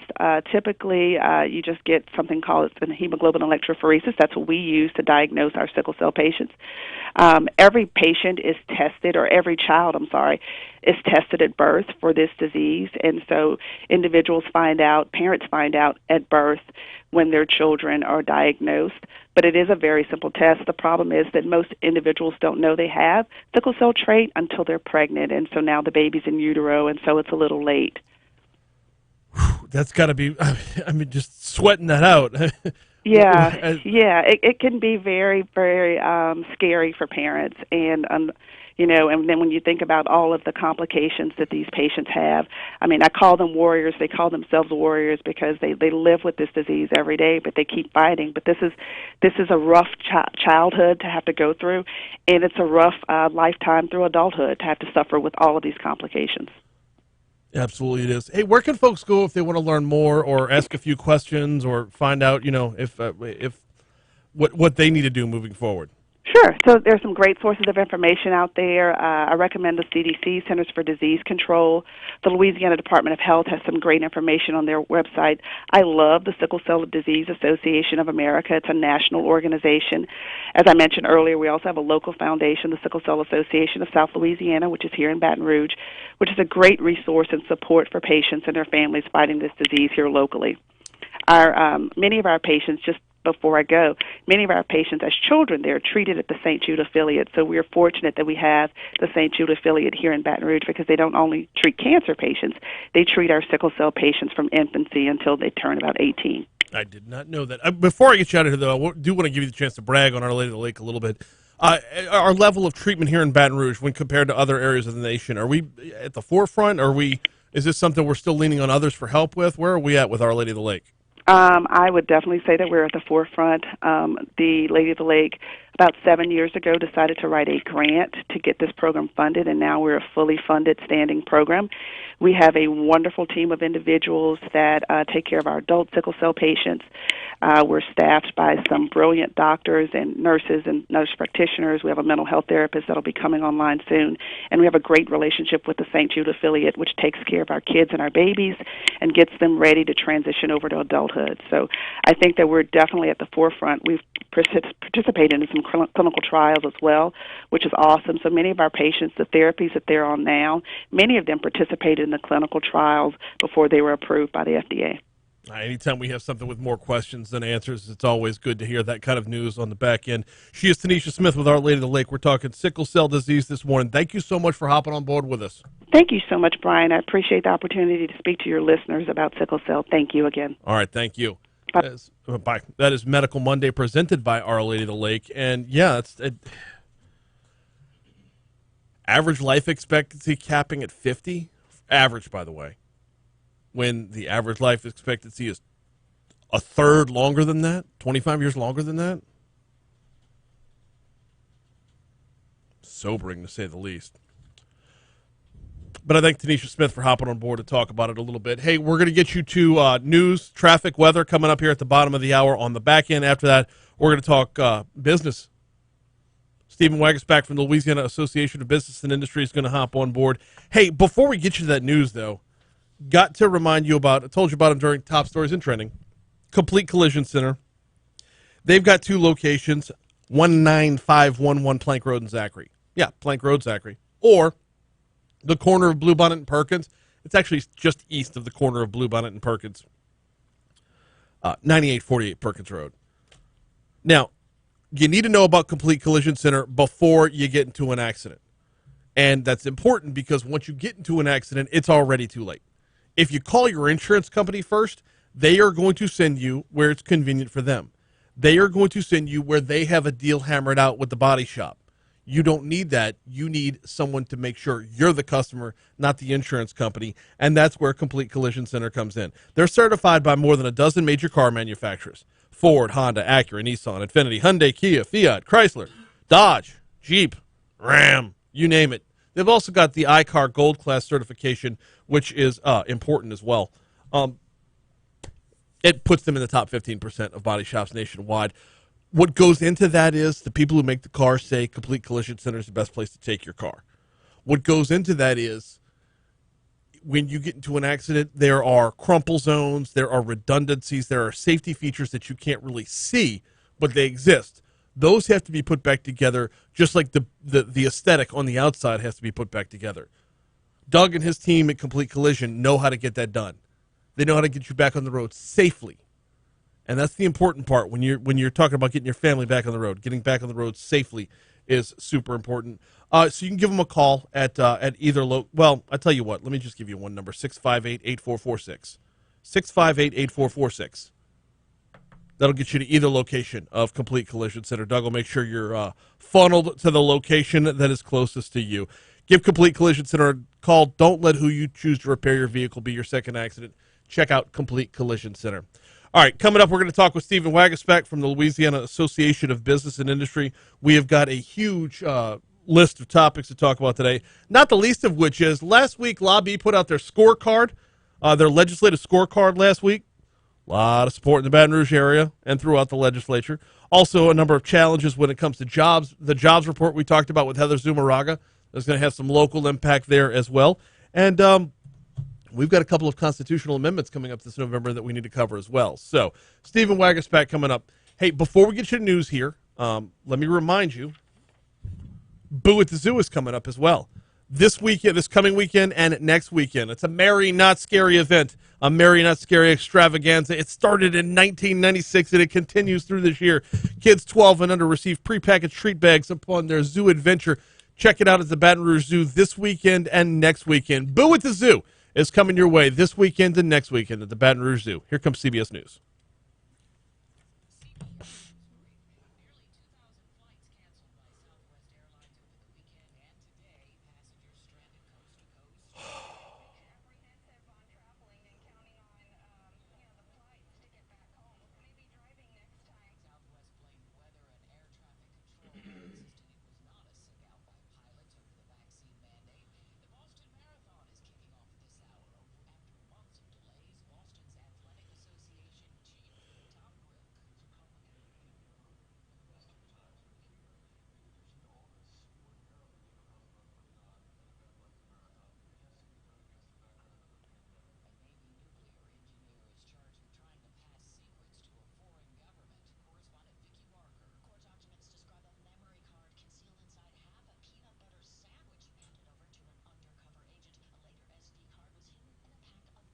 Yeah.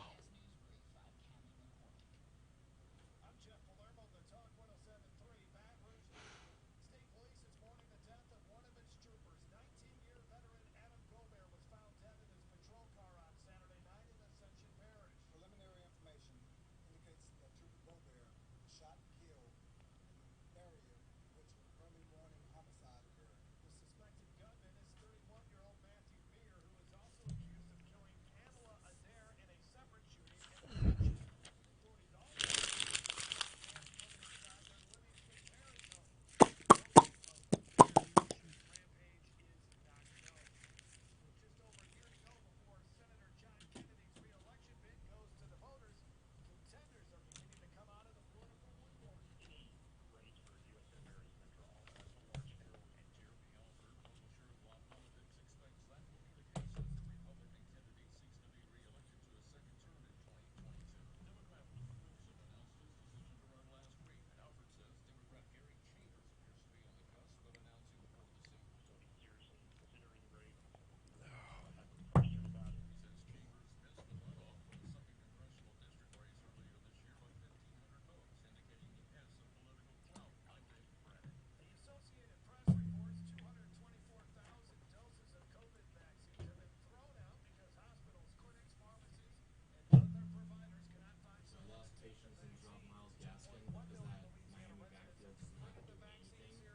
Okay.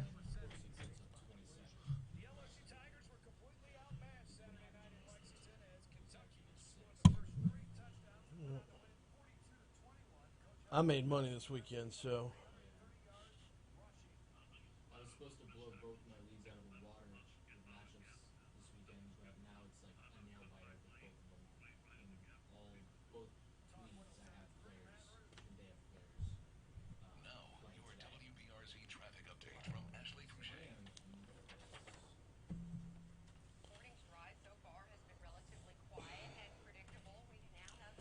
I don't think I'm going to do those one game contests anymore. I might do one or two. Just if I'm playing with house money, I'll play, but.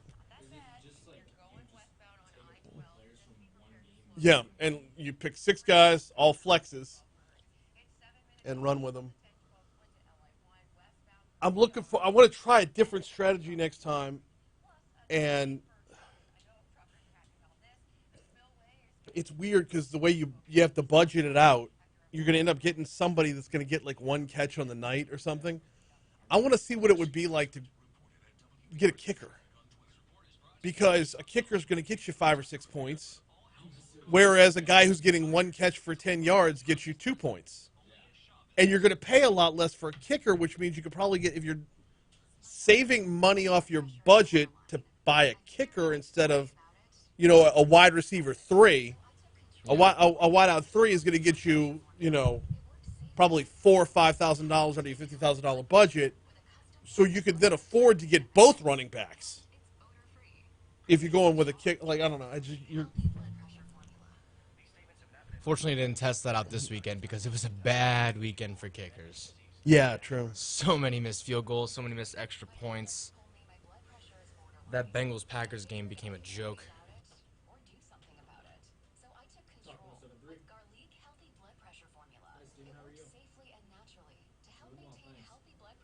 We're going to be continuing the rest of our break. We'll be live momentarily, and we'll get going.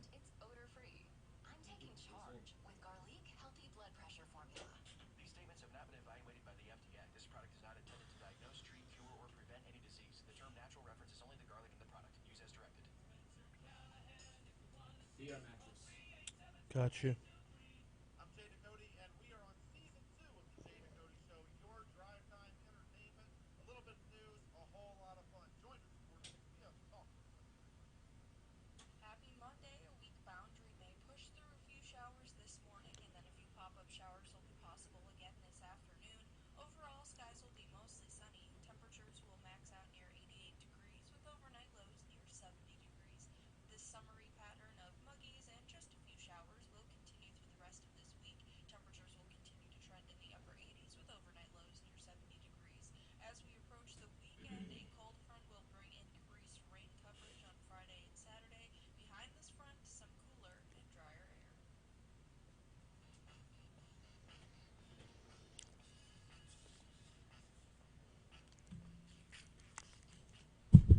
737 Talk 107.3 FM, WBRP, Mornings with Brian Haldane, rolling right along every Monday. We get the chance to talk a little business with Stephen Wagasback from the Louisiana Association of Business and Industry. He joins us now. Stephen, good morning, man. How are you? I'm great, Brian. How you doing, man? Doing very, very well on this Monday morning. Shook the weekend off in short order. So, I mean, just a rough weekend and on so many fronts, and not just talking football. It just a rough weekend across the board. Let's talk a little bit about the last legislative session, because every year LABI puts out a scorecard, and that is it's one that a lot of folks keep a close eye on. The scorecard's out. Before we break down who your MVPs are, let's talk a little bit about what goes into it. Yeah, no, awesome. Look, every year what we do is we engage the Capitol during session and try to bring them the ideas that we hear from business leaders all across the state. What are some things that the Capitol can do to help make it easier to invest and grow?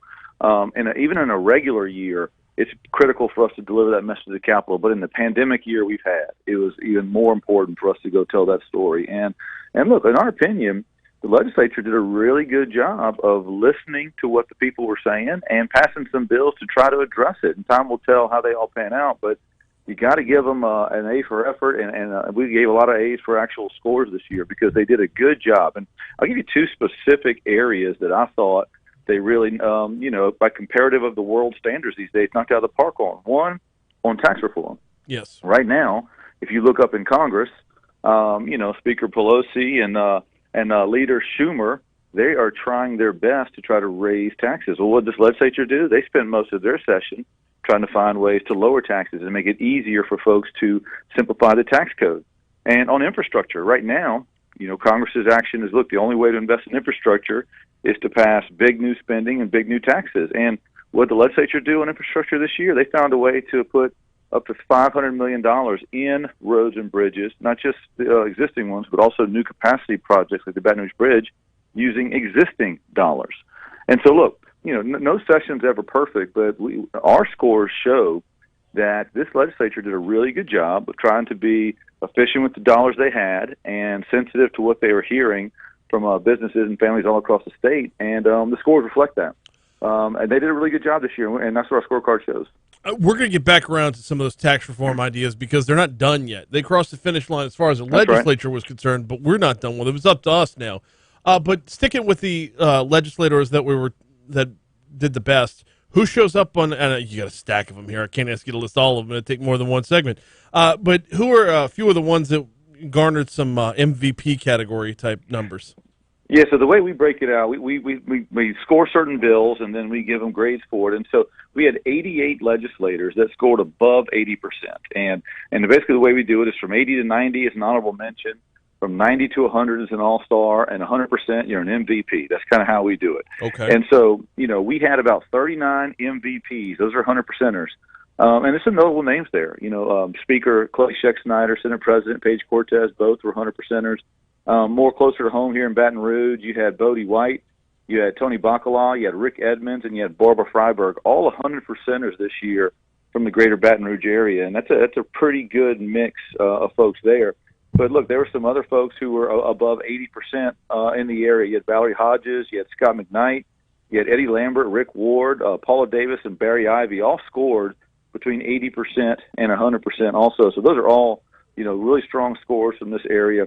And if you look throughout the state, to have 88 legislators that were above 80% with the business community's agenda, and again, reminder, this agenda was dominated by things like tax reform, using existing dollars to fund infrastructure, and another important category that we haven't mentioned yet is education. With the feds dumping all this money straight down to COVID relief dollars through education, the legislature did a really good job putting some transparency and accountability on that, and also giving parents stuck in failing schools some choice opportunities to put their kids in a better school. So tax reform, infrastructure, and education accountability and reform, those are the three-legged stool of some pretty strong reforms that the legislature tackled, and 88 legislators scored above 80% on that agenda, despite the status quo in those hallways every single day in session, pounding for them to do the exact opposite, to spend a whole lot more, tax a whole lot more, keep kids in the schools that the government decides as compared to parents. The status quo is pushing hard on the other side, and 88 legislators said no thanks. we'll take a reform agenda, and we want to commend them for it. When you go to develop these scores, how much of it is based off of the agenda from the beginning of the session versus how much is based off of how things morph during the session? I mean, the way bills are written up front versus the way they're passed is not always the same thing. Can it hurt someone's score to vote against a bill that maybe started out with the right intent and then was amended to death? It's a great question. There are some issues that you know from the very beginning are going to be top-tier issues. Obviously, the tax reform is going to be in the constitutional amendments. We knew throughout the entire offseason that was going to be a big deal. We had worked collaboratively in a bipartisan way to put that bill together. We knew that was going to dominate our scorecard at the end of the year. But the infrastructure issue is different. That infrastructure issue actually popped up in the middle of the session. Legislature saw an opportunity to kind of, hijack a bill and put this reform on it.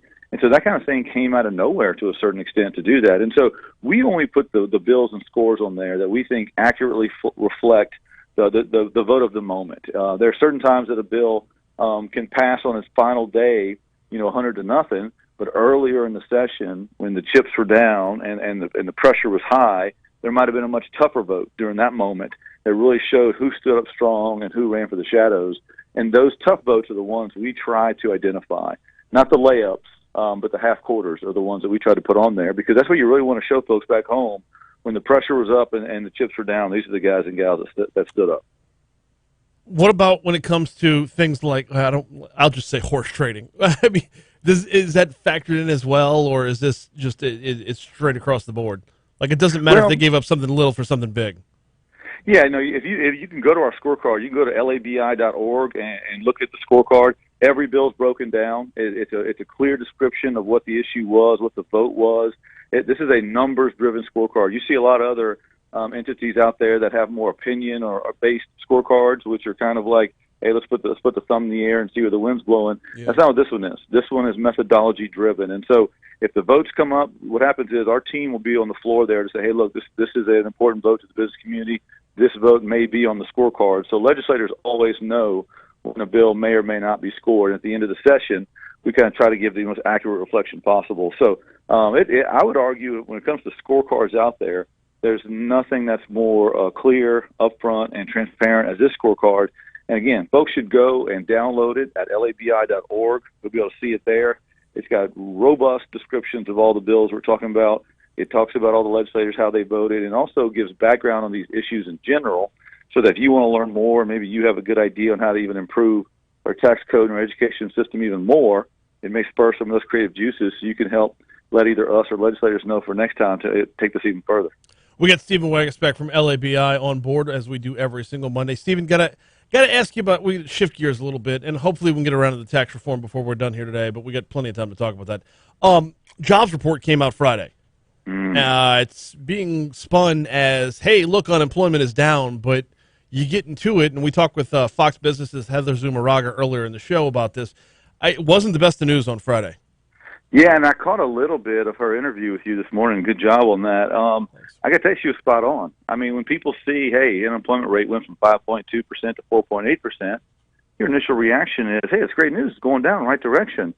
Well, there's a numerator and a denominator in those types of equations. And basically what that really tells you is there's a growing number of people who have stopped looking for work. And that's why that number is going down. And it's a very alarming trend. And when you see these numbers, it's kind of like, okay, well, maybe that's a macro issue. That's not really here in Louisiana. But I'll tell you, in our continued dialogue with our employers here in Louisiana, these are restaurants, these are hospitality, these are hotels, these are tourism, jobs, these are oil and gas jobs. Go to your local dentist office or anyone. It doesn't matter where you go in Louisiana.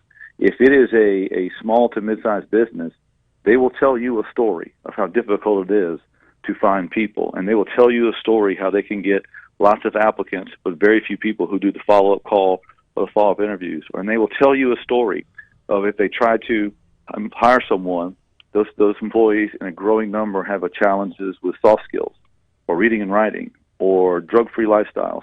And this is a growing trend. And so, unfortunately, the pandemic has taught a lot of people and trained a lot of our workforce that quite frankly, there are other ways to make a living instead of going in and applying for some of these jobs. And we've got to find a way to plow through this because it is a growing issue that I hear from industries all across the state. So, extended or enhanced unemployment benefits, they ran out nationally last month in September. In Louisiana, they ran out a month before that because of a deal the governor struck with the legislature. Are we just looking at a lag period right now where folks sitting at home saying, I'm going to burn off the rest of the extra cash I got before actually finally having to get up off my butt and work? Well, that's surely the hope. The hope it is a lag, and that we'll wake up a month or two from now and say, okay, cool, that lag's over. Let's move on. But if you read some of the national, economists' kind of view of this, what they're saying is some of the numbers don't really make sense why folks aren't coming back. And it's a weird mix we have in the economy right now. There's a lot of cash out there. A big chunk of that is from some of the stimulus efforts by Congress, but consumer spending is up. Businesses are having trouble meeting that demand because they can't find the workforce to kind of build the stuff and ship the stuff and package the stuff that people want to spend all this money on. On top of that, inflation is creeping in. And so it is more expensive to build everything because of the inflation of every little gadget and widget that goes into this stuff. And so you got rising inflation, you got a strained workforce, you got demand and consumer spending going, through the roof. And oh, by the way, energy prices are starting to ratchet up pretty high. We're over $80 a barrel of oil right now, which we haven't seen in a long time. And so as energy costs go up, as inflationary costs go up on products, spending is high, but businesses can't meet that demand. It is an interesting mix here. And when you read on this stuff, there's a lot of economists who have a little bit of a shrug shoulder approach on what this really means going forward. And so we're kind of going into this new frontier we haven't seen before. And obviously all this is because the pandemic response for a year and a half, you had demand go down, you had people stay home, you had productivity go down, but you had so much cash out there because of the stimulus efforts that this inflationary high spending approach continued. So this is a weird mix that could have longer impact than we originally thought. It is really unprecedented throughout American history the way this pandemic has played out. You can't compare it to previous pandemics just because our economy is so different now. Amazon did not exist during the Spanish flu. I guess is about the best way to sum that up. Amazon was a jungle back then. It wasn't a website. That's exactly. Right. In the meanwhile, we're going to have to talk about tax reform, the first two amendments in our the next time we visit, which fortunately we've got until November before we're voting on that. In the meanwhile, Stephen Wagaspack from LABI, thanks for hopping on board this morning, man. All right, man. Have a great week. You too. We will talk to you at this time next week. We've got a break right here. We're going to check your money now. We're going to check traffic. When we come back, headlines from outside of East Baton Rouge Parish. Yeah, it's not all happening within East Baton Rouge. We've got a surrounding area we check in on as well. We call it the outside in. BRPT Lake brings it to you next, right here on Talk 107.3 FM, the new flavor of talk. Oh my gosh.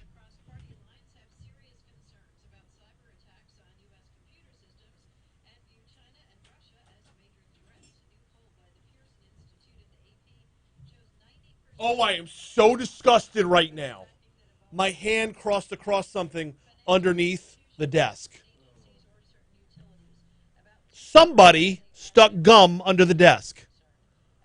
What grade school ass did this? Oh, that.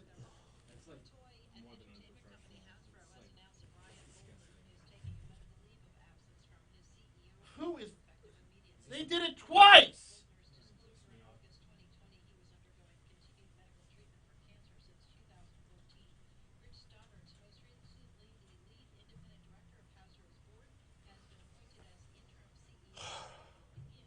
There's a garbage can right there. Well, that's a recycling bin. Oh, well, if you're here.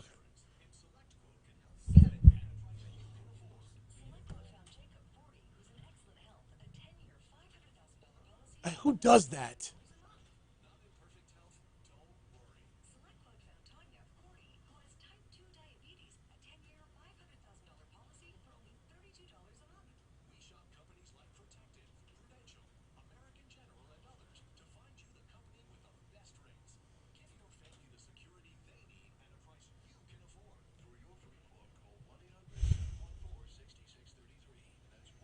I haven't been on YouTube like all hour. What's going on over there?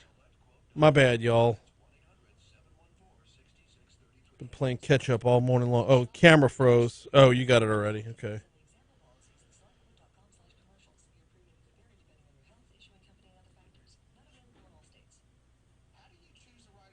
Van says, why is it every time that Richard talks, it sounds like he's having a heart attack? It's called passion, my man.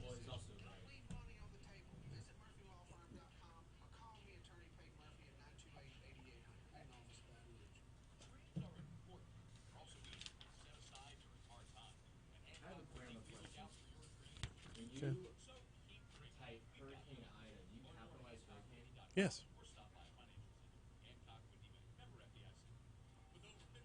I will tell you this, though.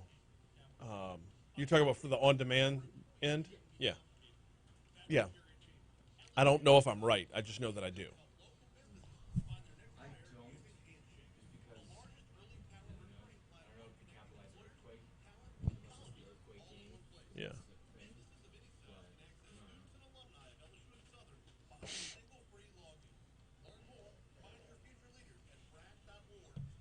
still have to catch 4 o'clock, 7 or 8:15. We got my segment first. Yes.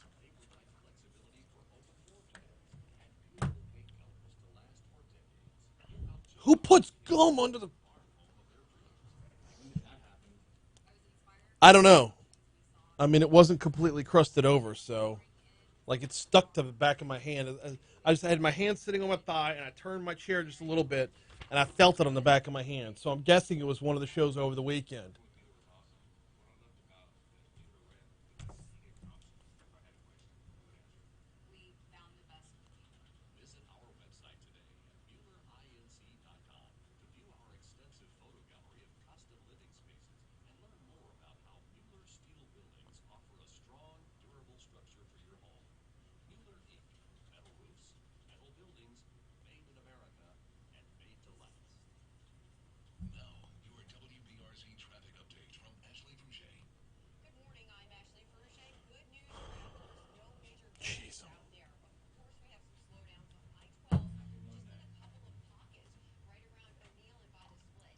I mean, there's only 2 shows that are in studio over the weekend.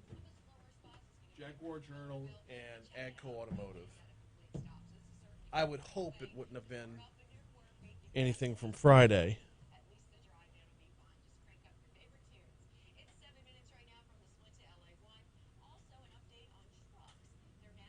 Did she say crank up your favorite tunes?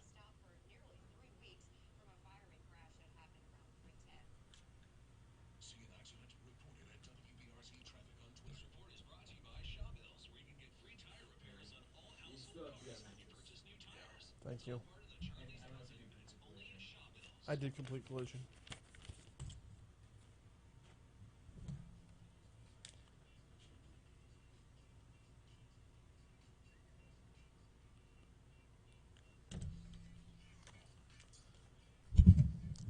.755 Talk 107.3 FM WBRP. Thanks again to Stephen Wagasback for hopping on board as he does every Monday around here. Yeah, we did not get to the constitutional amendments that are going to be on our ballot a month and 2 days from right now.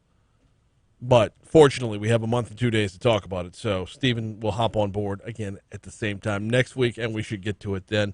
The job numbers, though, it's so much to unpack from that. All right, we'll pick that back up probably later on in the show. Right now, though, every day at this time, the folks at Baton Rouge Physical Therapy allow us to step outside of East Baton Rouge Parish, check in on some headlines from the surrounding area with the Outside In.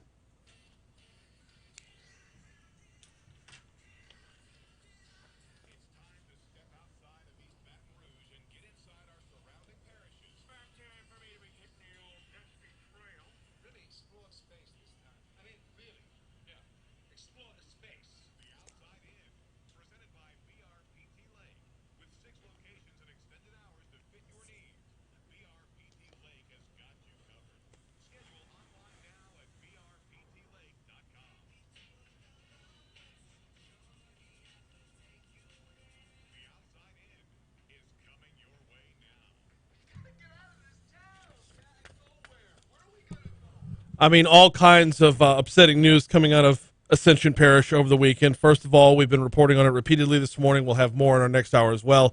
A state policeman was found dead in Ascension Parish Saturday evening as law enforcement searched for a gunman who put 3 parishes on edge over the weekend.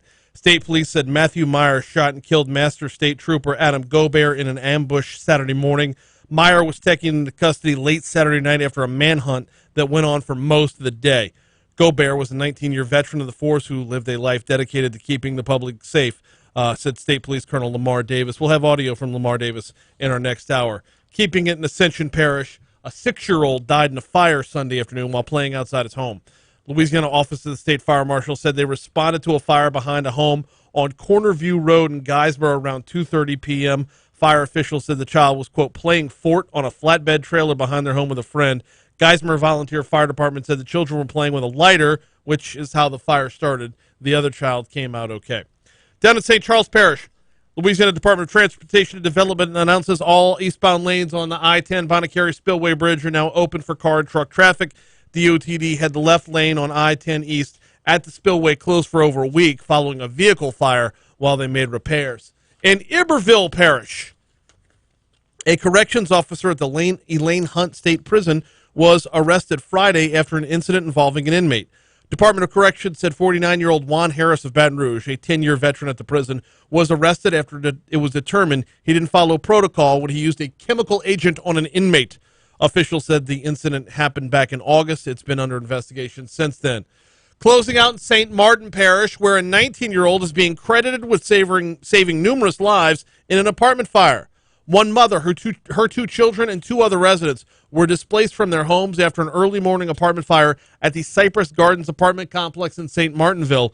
If it wasn't for a 19-year-old boy's courageous response to the fire, the outcome of the story could have been different. The hero, who, by the way, wishes to remain anonymous, says it happened around 5 a.m. He was getting ready for work when he heard his grandmother screaming for help. That's when he noticed what was going on. Residents impacted by the flames said they didn't even know their apartment was on fire until they heard someone banging on their door. They say smoke alarms did not go off. The teen says his grandmother was rushed to the hospital due to carbon monoxide inhalation. She's back home and in stable condition. Wanted to remain anonymous, so we don't know who to thank. But to this 19-year-old who saved numerous lives, thank you. That is The Outside In, presented by BRPT Lake. Baton Rouge Physical Therapy. Been around for roughly 60 years. And look, normally we think about recovering from a major accident or injury when we're thinking about physical therapy. It's so much more than that. Get back to being your best you at brptlake.com. We got CBS News coming your way in just a minute. After that, Jake is going to have This Day in History. Before we get you to news, I want to remind you, Talk 107.3 is giving you a chance to enjoy a true Louisiana staycation on us at either the Renaissance or Watermark Hotels. To take part, take our staycation survey at talk1073.com, and you are instantly registered. Here comes CBS.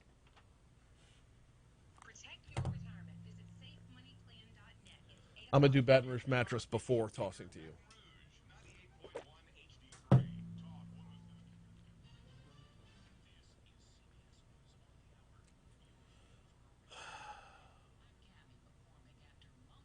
Oh, Friday. One of y'all was cracking on me for killing the mics so often. One of the reasons I had to kill the mic, I can now reveal. Immediately after the show Friday, I was headed to Our Lady of Mercy because my mom teaches over there. She was receiving an award, and the award was a surprise. So I obviously couldn't talk about it beforehand in the off chance that she was watching on YouTube's, which she does from time to time. Hey, Mom.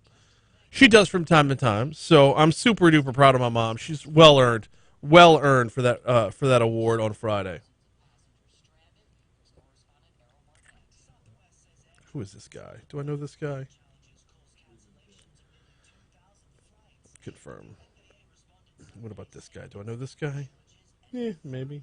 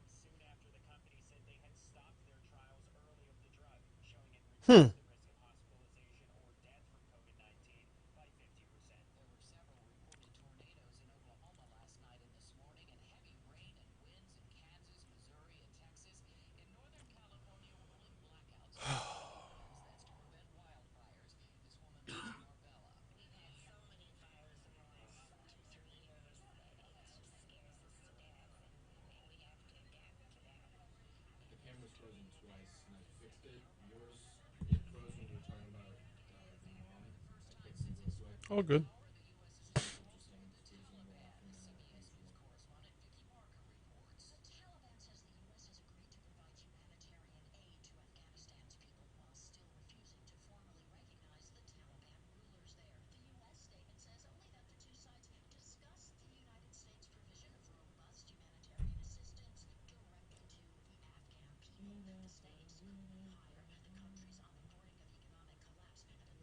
What?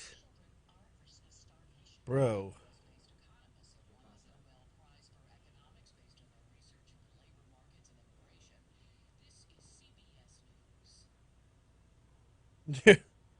So, went down to see the in-laws yesterday. It's crazy how a difference in age can change your perception. I was like so touched by this. My mother-in-law saved a newspaper clipping of me, and she's like, "You made the paper," and I'm like, "Okay." She showed it. It was like from June. I was really touched. She thought to save it. It was cute.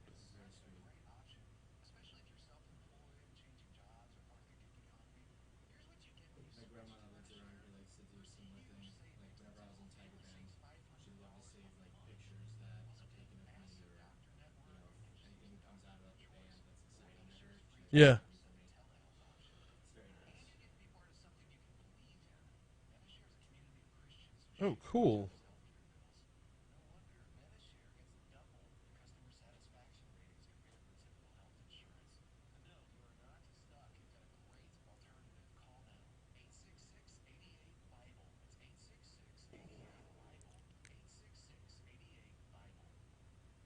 Now, your WBRZ traffic update from Ashley Rouge. Good morning, I'm Ashley Rouge. Good news, travelers. No major crashes out there. Of course, we have some slowdowns on I-12, just in a couple of pockets, right around O'Neill and by the split. 19 minutes due into the 1012 looks pretty good. One of the slower spots is going to be around Millerville, but check it out. No one is at a complete stop, so this is certainly a great way to start off a new work week. If you have a case of the Mondays, at least the drive-in will be fine. Just crank up your favorite tunes. It's 7 minutes right now from the split to LA1. Also, an update on trucks. They're now allowed eastbound across the spillway after being stopped for nearly 3 weeks from a fiery crash that happened around 310. See an accident? Report it at WBRZ Traffic on Twitter. This report is brought to you by Shawbills, where you can get free tire repairs on all household cars when you purchase new tires. It's all part of the Charlie's Dozen, and it's only at Shawbills. Happy Monday. A weak boundary may push through a few showers this morning and then a few pop-up What's a weak showers boundary? possible again this afternoon. I don't know what a weak boundary Overall, is. skies will be mostly sunny. Is that like a front? Temperatures will max out near 88 degrees with overnight lows near 70 degrees. This summery pattern of muggies and just a few showers will continue through the rest of this week. Temperatures will continue to trend in the upper 80s with overnight lows near 70 degrees. As we approach the weekend, a cold front will bring increased rain coverage on Friday and Saturday. Behind this front, some cooler and drier air. Yes!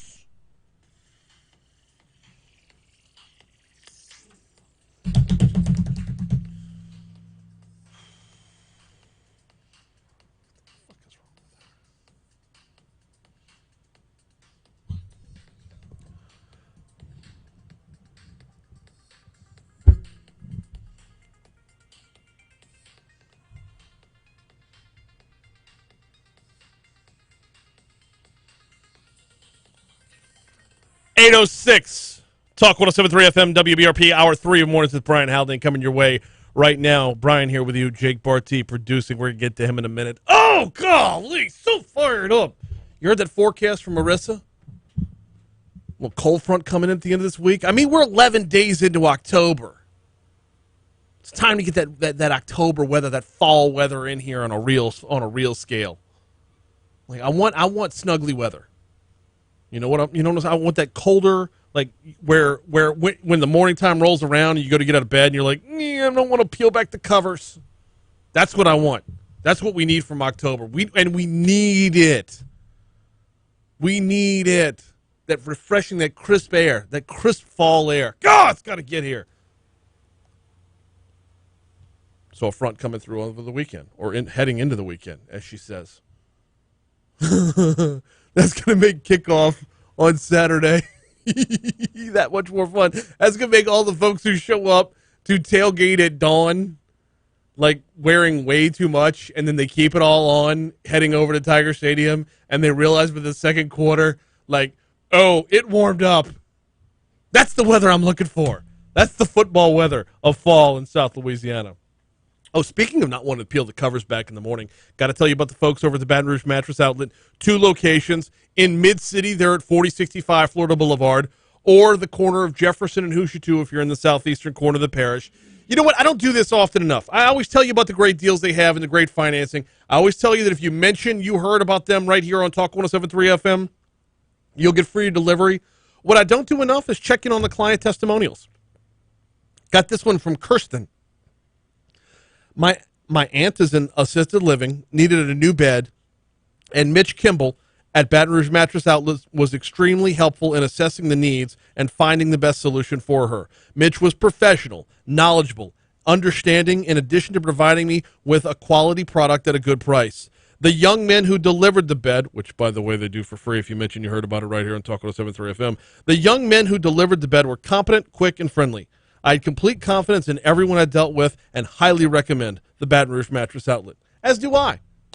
Highly recommend both locations, 4065 Florida Boulevard in Mid-City or 18181 Jefferson Highway. If you want to call them for directions, 930-5779, 930-5779. Get the great deals, get the great financing, and the free delivery when you mention you heard about it here at either location of the Baton Rouge Mattress Outlet.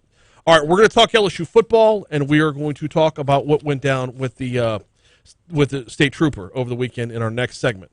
Right now, though, it's time for Jake to take us back in time with this day in history.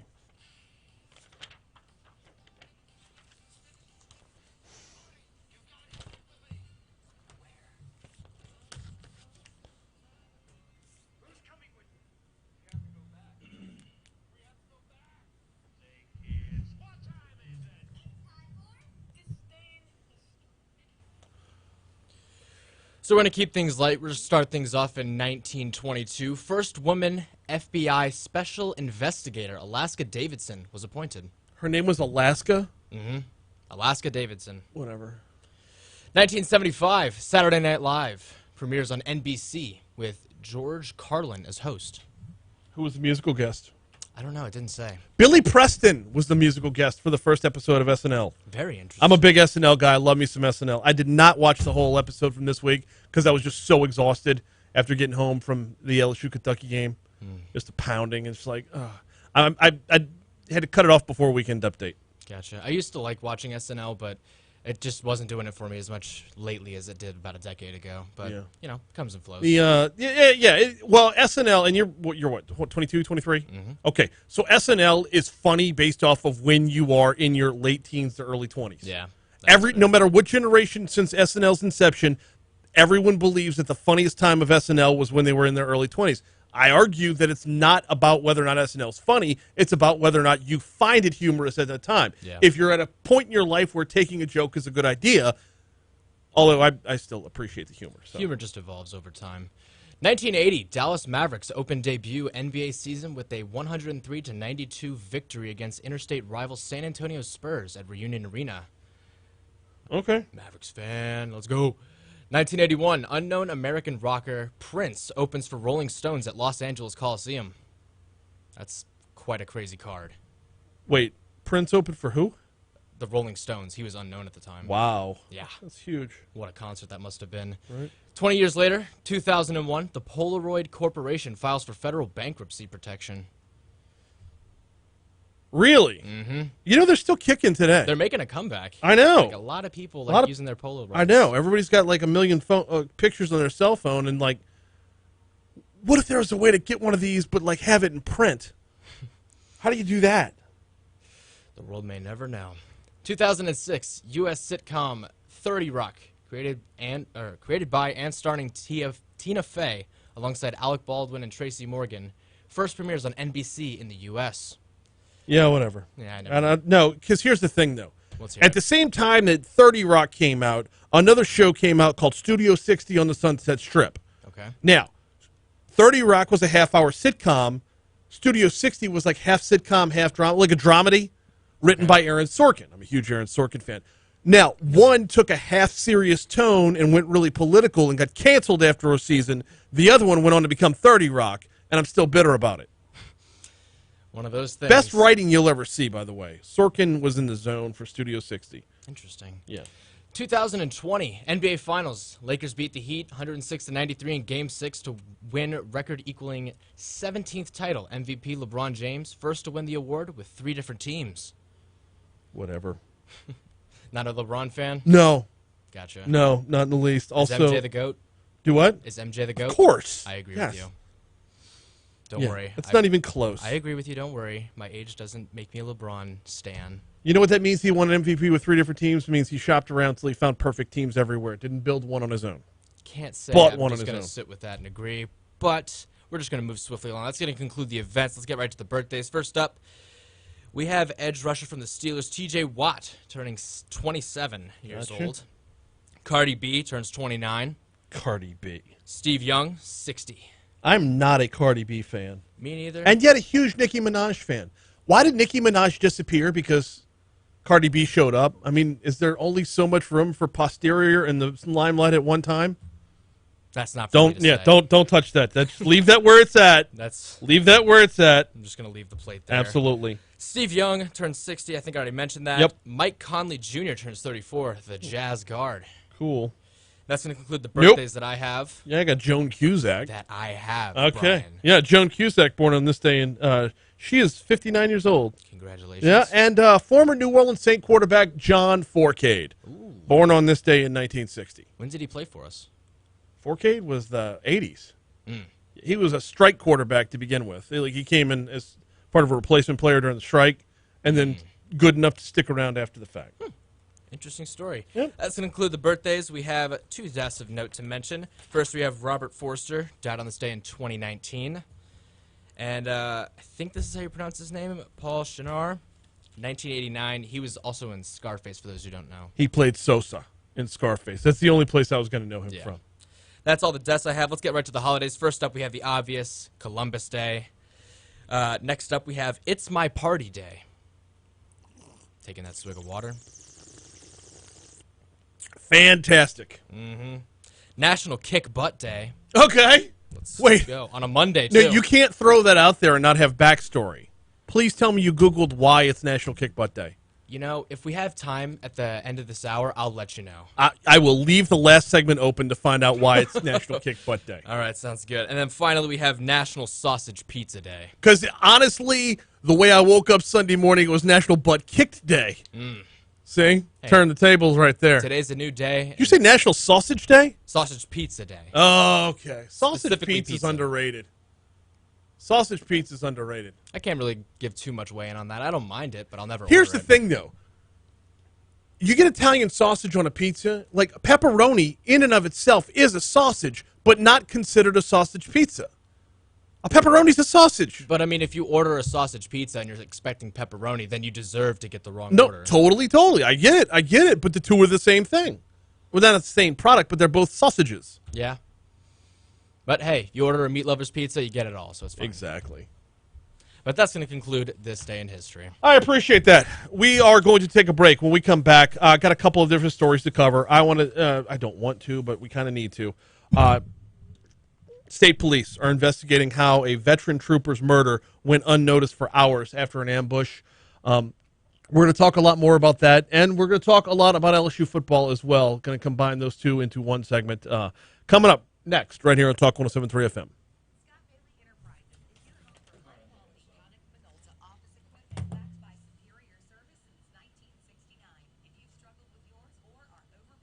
I want to do the state trooper stuff first. For the next segment. Yeah. Before LSU. The way I have it written down, I have Orgeron, LRN 4 and 5, and then state trooper. I want to do it in opposite order.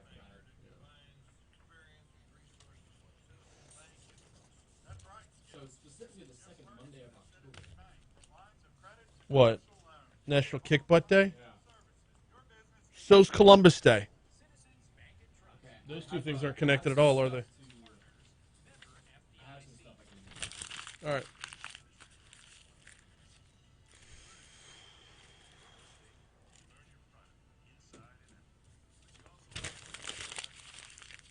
Do I have a live read slated for this next segment? Because I. Okay. As of right now, it might show up in the stack, but as of right now, no. attorney for your injury case. Visit murphylawfirm.com and your decision will be easy. Learn why we should be your So the origins of this day are unknown. before you call. Main office, Baton Rouge. So someone just put that on a website and now it's a holiday. Don't want to go too far? The Cook Hotel at LSU is just what you've been searching for. Book your getaway today and enjoy a peaceful escape overlooking the University Lake in any of their luxurious guest rooms or suites. Their newly renovated bar is back open for service. They're located near some of the best restaurants in town. Visit thecookhotel.com or call 225-383-2665 to book your stay today. Hey, it's Mark McVay and Camden Robbins. If you ever feel like you're going crazy, you're not. No, you're not. Wait, when did you make a Breaking Bad joke? I don't. Did I miss something? 1073, the new flavor of The dog. comment you responded, or I told you about on Friday, was you killed more mice than Heisenberg.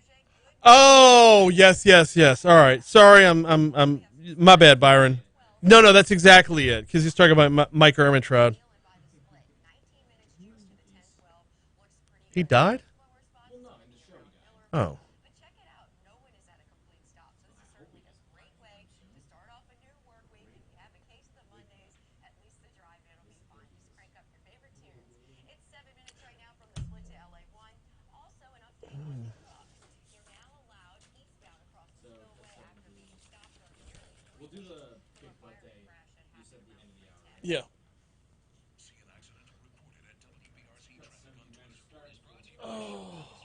free tire repairs on all household cars when you purchase new tires. It's all part of the Charlie's Dozen, and it's only at Shawbills.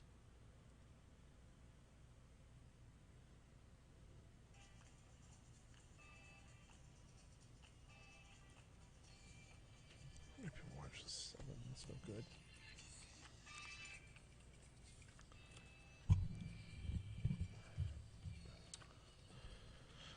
$8:19, Talk 107.3 FM, WBRP. Mornings with Brian Haldane rolling right along. We're going to talk FEMA and their response to Hurricane Ida in our next segment. Nathan Custer from FEMA is going to hop on the hotline.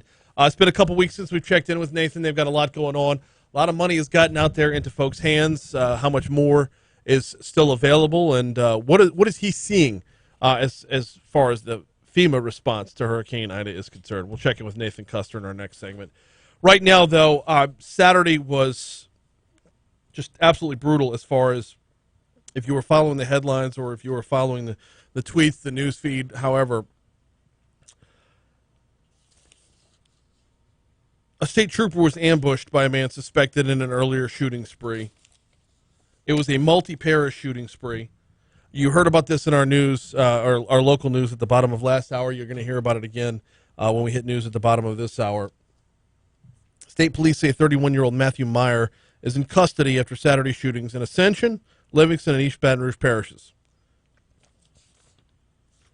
State Police Colonel Lamar Davis confirming that one of the fatalities, 2 people were killed.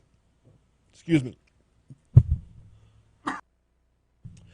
people were killed, 5 people were shot. One of the people who was killed was a LSP Master Trooper, Adam Gobert. Preliminary information indicates that Trooper Gobert was shot and killed in the area in which an early morning homicide occurred. Now, Gobert's body was found inside his patrol car Saturday evening near Dutton Road in Ascension Parish. This was approximately 12 hours after an earlier shooting happened in the area involving the suspect. The length of time it took to discover Gobert's body is now under investigation. State police are investigating. As the chaos of Saturday settled, they're now investigating how this happened, where you would have a trooper killed and then 12 hours go by before you know that he was killed, where he was at, the whole works. Our news partners at WBRZ, their chief investigative reporter, Chris Nakamoto, has learned from sources that Gobert, when he was shot, it was less than 400 feet away from Airline Highway. They went hours with not hearing from Gobert on radio communication. A fellow trooper went looking for him after that. That's when his body was discovered, behind the Capital One Bank airline at Old Jefferson. So an investigation is now open into why it took so long. It is worth noting that Meyer, who's believed to have shot and injured other people in Livingston Parish, then shot and killed his relative Pamela Adair, and injured her significant other in Ascension Parish. Another trooper was also fired upon in the shooting spree that left the trooper's vehicle bullet-ridden. Shortly after 10 p.m. was when Meyer was apprehended in the Hushutu Road area. Ascension Parish Sheriff Bobby Weber said they still don't know what motivated the suspect to go on the spree in the first place. A lot of unanswered questions, and we still do not know the motive. We don't know why this guy shot 5 people today and tried to shoot a 6th.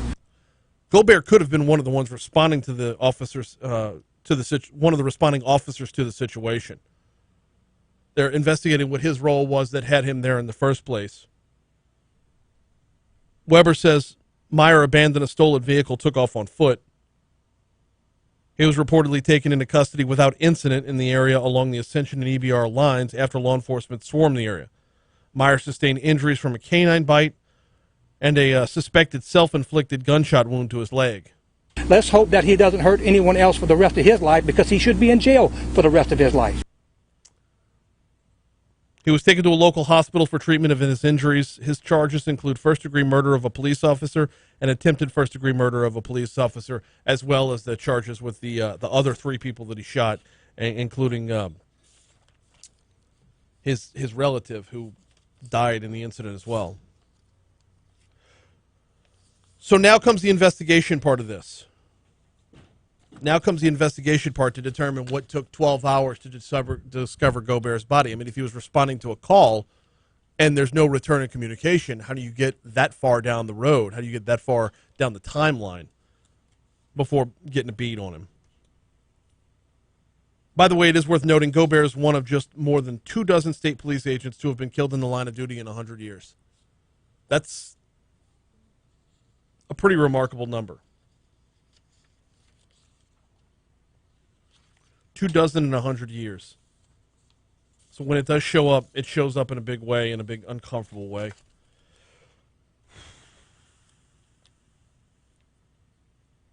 We're still very, very early on in all this, so I'm hesitant to go deeper into it because the investigation is going to play itself out over time. Condon was on with me earlier this morning and really touched on a lot of it. If you missed it, it's available at Talk 107, or will be available at Talk1073.com in the on-demand section. He touched on it a lot. It's just state police are on a bad run right now. I mean, traditionally, state police, like I said, 24 in 100 years killed in the line of duty. State police are held to a different standard or looked at through a different lens. Like all levels of law enforcement get their own lens that they're looked at through. And state police, it's just, it feels different this morning. That's not to take anything away from any level of law enforcement. Our LEOs across the board are to be respected, commended, and prayed for in a time like this. Respected and commended at all times, actually. So why does this one feel so different?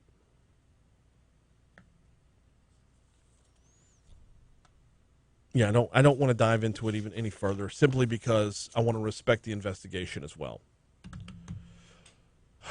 All right, we need to shift gears. That was an overriding story on Saturday. Another story on Saturday happened in Lexington, Kentucky. I'm going to get to that in a second. I want to remind you, as I did a little while ago, Talk 107.3 is giving you a chance to enjoy a true Louisiana staycation on us at either the Renaissance or Watermark hotels. Simply take our staycation survey at Talk1073.com. You will be instantly registered for one of 2 staycations each month, one at the Watermark, one at the Renaissance. We draw 2 winners each month, one on this show, one on the J.D. Cody show.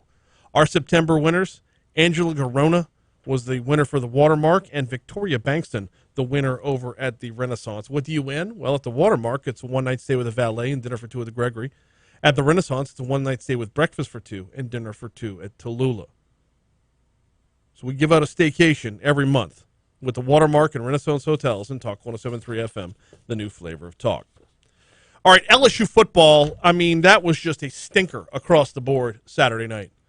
It was over before it started. It was over before LSU hit the scoreboard. So we're left with a lot of questions in the wake of it as well.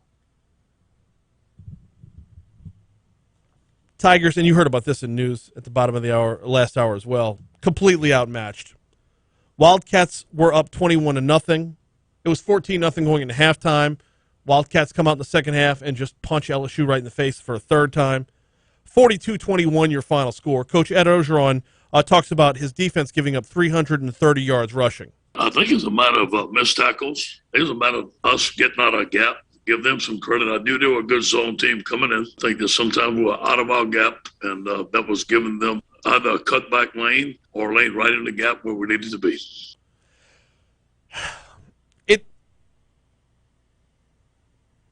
It's tough to pick up on that because you have to ask, why are there so many missed tackles? Because it's not like they're missing on every down. You'll see, a tackle in the backfield, setting up a 2nd and 11. A tackle in the backfield on first down, setting up a 2nd and 11, 2nd and 12.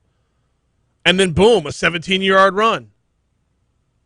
Or, an 8-yard run on first down, a stuff on second, and then, boom, they get through again on third. So it's not like it's every time. There just seems to be holes out there. Where are those holes coming from, and why can't they be plugged up at this point? Tigers are now 3-3. We are 6 games into the season. Now, this isn't something that I think this is for the Sports Channel to address, but there's a lot of noise that Orgeron's coaching days at LSU are coming to an end. We played the soundbite for you earlier in the show. I want to play it again.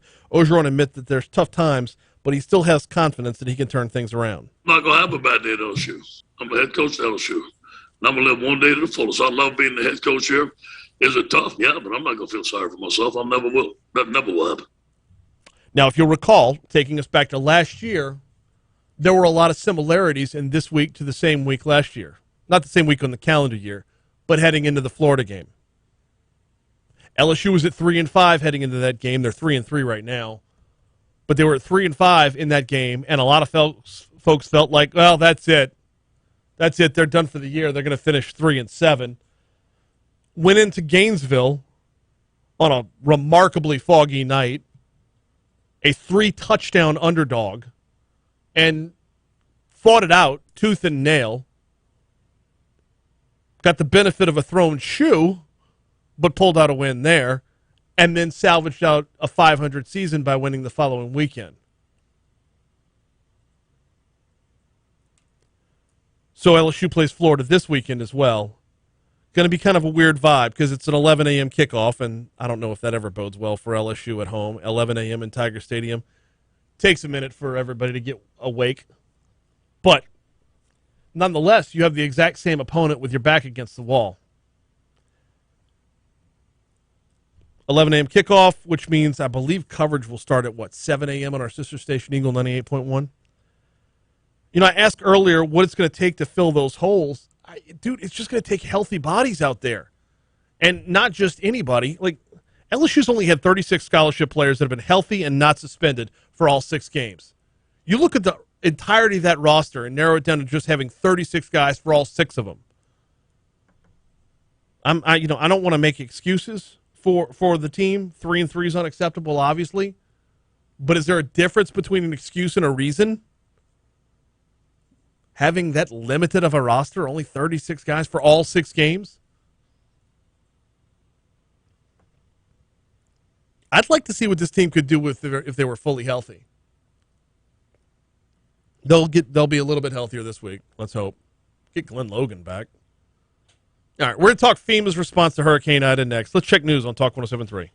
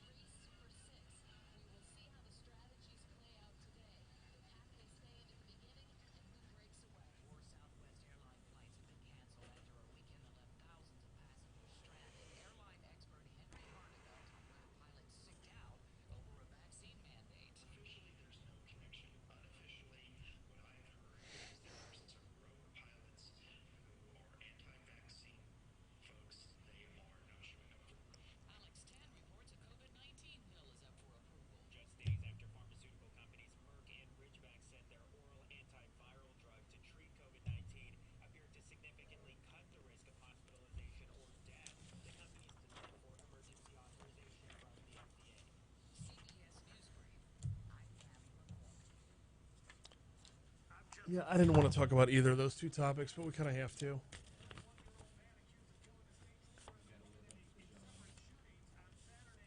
Well, it's just I don't have anything to offer. Like the Fire Orgeron crowd is out in force, and I'm just not that guy. I guess I could have gotten into it a little bit further in that I'm never the fire the coach guy, simply because how's that worked out for Texas for the last 30 years? They're still trying to get back. Steve Sarkisian's in now. Remember how hot Tom Herman was? Like, everybody in the world wanted Tom Herman to be their coach when he was at Houston. Put up a great season at Houston. Tom Herman this, Tom Herman that. He's already been fired from Texas, which I believe he was hired at Texas one season before Orgeron got to LSU. Meanwhile, look what's going on at Texas A&M. Jimbo Fisher finally posts up an SEC win this year. Let's not forget it's our own athletic director threw $70 million at him to lock him up for 10 years. Show me the rings. Show me the hardware. Show me any results of that hiring or of that contract. Meanwhile, guy who was hired, 2 years before Orgeron up at Michigan, Jim Harbaugh has not shown results at Michigan, but they've stayed tried and true to him, and now they're in the top 10 this year.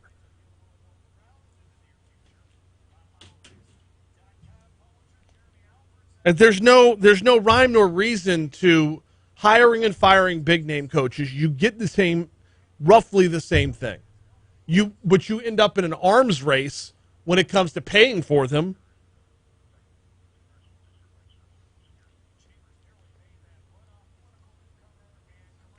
Speaking of which, did Michigan had Nebraska last week? I forget how they did. Can't say I know off the top of my head.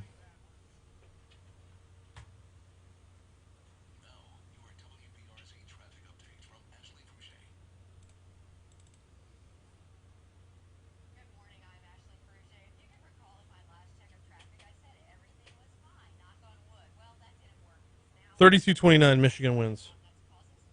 They're in the top 10 now. A lot of good games happened this weekend. A lot of high-scoring games. Yeah.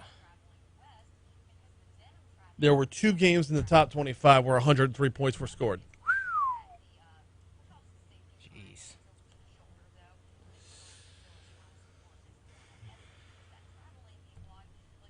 You had... We know about Arkansas and Ole Miss, 52-51. Oklahoma, Texas, 55-48.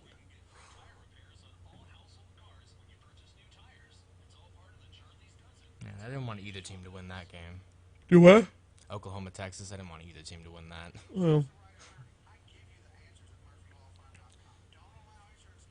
Texas schools just annoy me.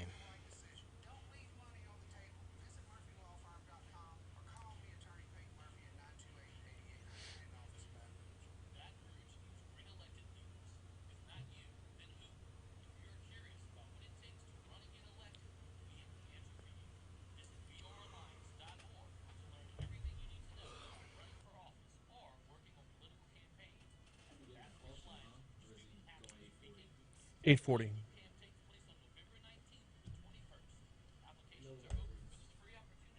Do what? I don't have BRPT. It's Ghostland that's not on Mondays.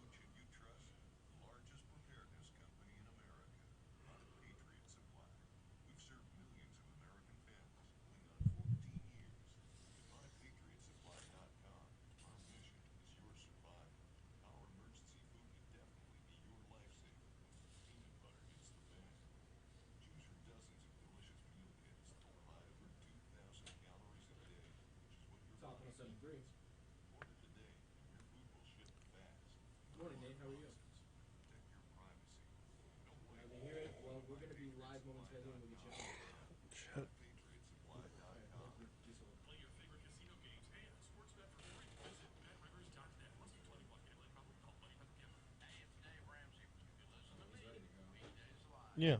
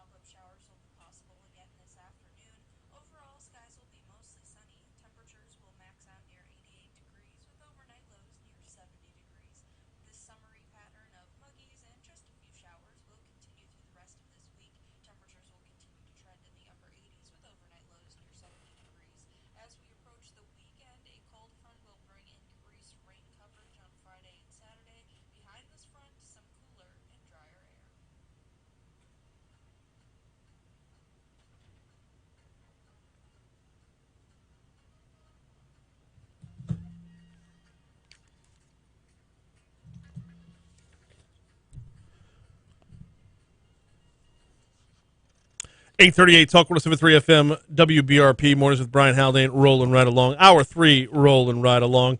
Don't forget to download the all-new Talk 107.3 mobile app presented by Gregory Ricks and Associates. You can listen live. You can listen on demand. You can even set an alarm to wake up with this show. The Talk 107.3 mobile app presented by Gregory Ricks and Associates. Also, don't forget to check Winning at Life with Gregory Ricks, weeknights at 7, right here on Talk 107.3 FM. So we're, what, 7 weeks removed? I guess yesterday would have made 7. Removed from the landfall of Hurricane Ida. Did a lot of damage, taking a big toll. Cleanup has been a problem. Well, overwhelming. Rebuilding, restoring. Amidst all that is FEMA rolling in town, trying to help out, trying to cover as much ground as is humanly possible. It's been a minute since we checked in with Nate Custer from FEMA to get the latest. Good morning, sir. How are you? Good morning. Glad to be here. I'm doing well, thank you. Now, glad to have you on here with the continued updates because, I mean, we're not done with this thing yet, but there's a lot of work being done that I don't think is we're at that weird stage where folks aren't done, but it's not in the headlines anymore. So a lot of the work is behind the scenes at this point. Let's talk about a little bit of it. What has FEMA gotten done from August 29th to today? Well, we have provided more than 500,000 applications of people here in Louisiana in the 25 parishes that have been declared in the disaster declaration area for Hurricane Ida. And about $750 million, that's billion with a B, $750 million is already in the hands of the people who have registered with FEMA and needed help. $750 million, 500,000 people. Are there estimates about what percentage of those that are going to be in need have been addressed, and how many people are still on the outside looking in? I don't have anything. Don't have anything on that, Brian. But the deadline to register is October 28th. It's a 60-day period from Sunday, August 29th, when this declaration was issued. So people would be well advised if they have not registered, but they had some damage from Hurricane Ida, to go ahead and call 800-621-3362 and register. It costs you nothing to do that, and it may, on a case-by-case basis, provide some help for you. Got Nate Custer from FEMA on the phone with us. We're talking about FEMA's response to Hurricane Ida. What does it take to be eligible? How do you know if you're eligible and whether or not you should call?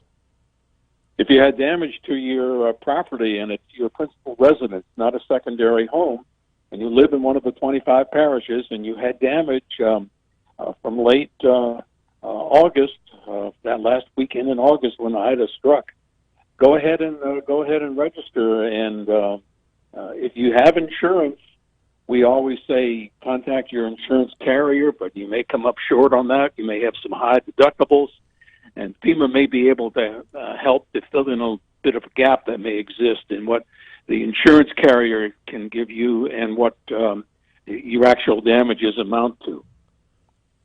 So Ida made landfall 7 weeks ago yesterday. So if you're 7 weeks removed from the storm and you haven't made the call yet, what kind of stories does FEMA hear about hindrances? Like, the deadline's open for another couple weeks. Why would folks not be in the game yet? Brian, it's a continuing struggle, if you will, to get the word out to people who may not be tuned into social media, may not listen to radio and TV or read newspapers or whatever, maybe in neighborhoods where they've been preoccupied day to day just trying to live and get back on their feet. And frankly, some people may just not know that the registration from FEMA is available. This is why we've had neighborhood teams going out door to door in a lot of parishes, knocking on doors. They have tablets with them. If they find people who have not registered, didn't know about it, or were preoccupied with trying to get things back in order, they can register them for FEMA and get them perhaps some assistance from the federal government. You know, that's one aspect that I don't know that I've covered that before. Is that something new that FEMA does, or have we seen this in previous storms with the canvassing? This has been done before. It's a form of outreach. Particularly, we target neighborhoods that maybe somewhat isolated, or where people may just not get the word and are not tuned in to the need to register. I was with a team the other day in one of the parishes, and they came across a gentleman who he did not lose power, although he had some damage back at the rear of his home. He thought because he did not lose power that he would be ineligible for help from FEMA, but that's not a criteria whether or not you lost your electricity. See, okay, you brought up something that I think is where part of the confusion comes in, because FEMA had the generator reimbursement, and the last time I had you on, we talked about this at great length.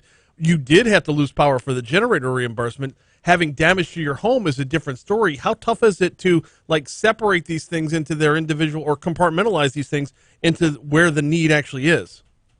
This is why when you register, Brian, you will get a call from a FEMA inspector, and he or she will make an appointment to come out and look at your property, talk to you face-to-face, find out just what happened, and then they have very much a great deal of experience on this, come up with a grant for making some emergency home repairs, not to make you whole again, but to help you get back on your feet. We've got Nathan Custer from FEMA as our guest. We're talking about the response to Hurricane Ida. Nate, got to ask you about what the hindrances have been. I know that nothing is a well-oiled machine in a time of emergency, and y'all have emergency right there in your title. What have been a few of the roadblocks, a few of the hurdles you've had to overcome over these last seven weeks? Brian, we're running into some problems with fraud. This is something that inevitably happens in all of these declarations. It seems like it's been more widespread this time, where some people have actually found when they tried to register that their address had already been registered by someone unknown in an apparent effort to collect some money from FEMA for a home that they had nothing to do with that home, didn't live there, didn't own it, or whatever. So this has been a source of frustration. We have a fraud hotline if anyone feels that they've been scammed by maybe an out-of-state contractor not licensed, or somebody coming around posing as a FEMA person. Call 866-720-5721 and report that. And also, if someone comes to your door claiming to be from FEMA and does not have a photo ID badge, they're not legitimate FEMA people. Call local law enforcement if that happens, because they don't want this kind of activity circulating in these neighborhoods. What happens in cases where someone calls in and someone has already... I mean, that's identity theft at that point. But what happens to the person who is still seeking help? Do they have to just wait for the investigation to be clear? Is there an alternate path to get them the money they need now, and we'll clean up the rest later? That is something that they need to report it right away, because you cannot a registration cannot be taken more than once for a given address. Right. So anybody who tries to register and finds out that they told me my address has already been registered, you need to call that FEMA hotline, and also call the fraud line and report that. It's something that we are investigating, and along with local law enforcement, trying to curtail this activity. Got a couple more minutes with Nathan Custer from FEMA talking about the response to Ida. Nate, I got to ask you, every storm is unique, and every storm has its own individual story to tell in the aftermath. From FEMA's standpoint, what is the story to tell from Hurricane Ida? I would say the widespread nature of the power outages. That's why you mentioned generators. That's why we opened up to on a case-by-case basis for some help for people who had to buy or rent a generator.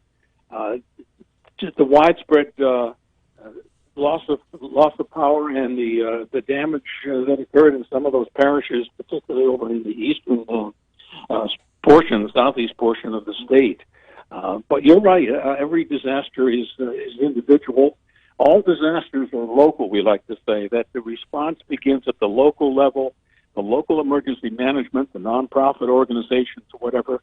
They are always right on to help with people even before FEMA can get into the situation. So it's unique, but it's again, it's just widespread, the power outages. And that continues to be, or continued to have been a pretty large problem for all of southeast Louisiana, not just along the coast, but I mean up to Tangipahoa Parish. I mean going up to almost the state line, as we saw Hammond and Ponchatoula all the way up to Amite taking a ton of damage as well. In the meanwhile, the phone number for assistance is 800-621-3362. That is open till 2 weeks from Thursday, so you got till October 28th. Nathan Custer from FEMA, thank you for hopping on board with us today, man. Thank you very much, Brian. Good talking with you today. Likewise, as always. Yeah, having the fraud aspect of this is disheartening, to say the least. And we didn't get around to talking about volunteering. We'll talk to Nate again before it's all said and done. We got Your Money Now coming your way in just a minute. Before we get to Your Money Now, I'm going to tell you about the folks over at Baton Rouge Physical Therapy. They got 6 locations throughout the greater Baton Rouge area. Now, when you think about physical therapy, what's the first thing that comes to mind? A little word association. Normally a major car accident, a major injury. Well, what about those everyday nagging pains? What about being hunched over a computer all day long causing a problem in your neck? What about maybe something in your lower back? Or I got a shoulder thing going on right now. It's weird. It doesn't have to be a major injury to require physical therapy. And you can work through whatever it is that's nagging you. It might be a hindrance that can be worked out, and Baton Rouge Physical Therapy is here for you. Call for a free screening, 917-9185, 917-9185, or visit brptlake.com, brptlake.com. They've been around for 60 years, and they're here for you at Baton Rouge Physical Therapy. Here comes Your Money Now. We'll close it out next. I'll be right back.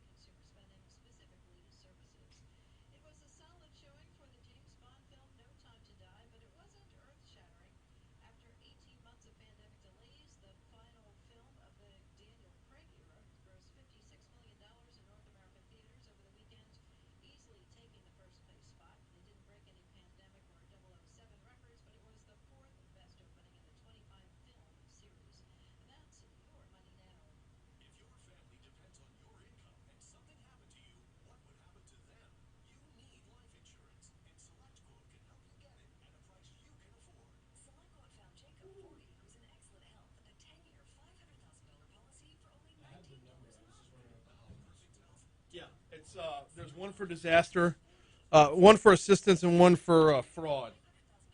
So the second one down here is open until October 28th. That's the regular hotline. If you need to report fraud, that's that hotline. Done with that. Done with that. Bing, bang, boom.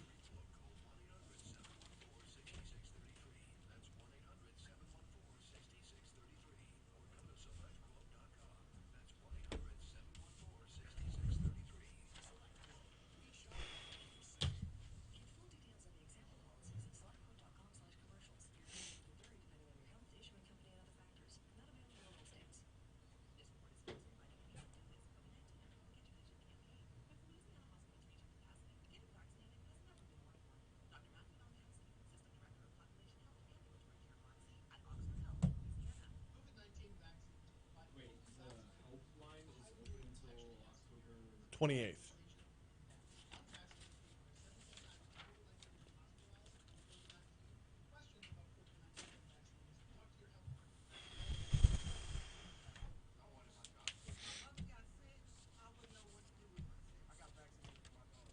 Mm-hmm.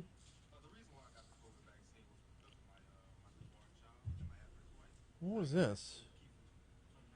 Oh.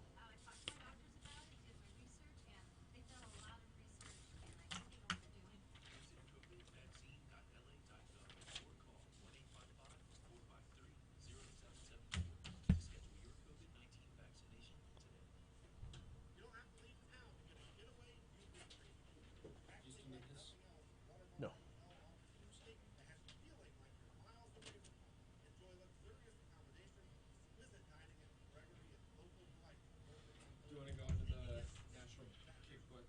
Yep. While you're there, don't forget to say hello to Mr. Bill, well-known mayor of Thurston, for behind-the-scenes tours and little-known facts about the historic property. Watermark knows that exactly like nothing else. WatermarkPR.com. Meet our team of attorneys at Murphy Law Firm before you hire an attorney for your injury case. Visit murphylawfirm.com and your decision will be easy. Okay. We should be your attorney. Get to know us before you call. Main office, Baton Rouge. You know what I love about this time of year? The three F's. Fall, football, fishing. And so why don't you take your fishing game to the next level with our friends at Front to Back Boats. Front to Back Boat Service has been family owned and operated for nearly 30 years. And the Sherman family is NMEA certified. That, my friend, is the National Marine Electronics Association. Meaning at Front to Back, they are committed to improving the safety and technology of marine electronics. They do this through how they train their installers, interface standards. Bottom line is they are always pushing the technological limits while keeping you safe. And look, when you're talking about the fall and the winter, you're talking about the perfect time to do any yearly maintenance that you need done. Finally, put in the parts you've always dreamed about, and at Front to Back Boat Service, they do it all. So find them on Facebook, Front to Back Boat Service. Okay. Let's go in. See them at 221 North Airway Drive. Front to Back Boat Service. They do it all. When you've been in the I wonder where they're gonna put their Wall of Fame artists for October. It's Yacht Rock. Yacht Rock is what they're doing. Now, your WBRZ traffic update from Ashley Rouge. Morning, Brandy. All lanes are open on I-12 after an earlier crash blocked off a lane of travel just past the 10-12 split. So traffic still slow between O'Neill and Sherwood from that. We're seeing an improvement in the situation. Let's inch outside, check on the bridge, which has been cooperating for us all morning long. See an accident reported at WBRZ traffic on Twitter. Support is brought to you by Shawhouse, where you can get free tire repairs on all household cars when you purchase new tires. It's all part of the charge. Okay, cool. Oh, I wanted to throw these away because I'm done with them.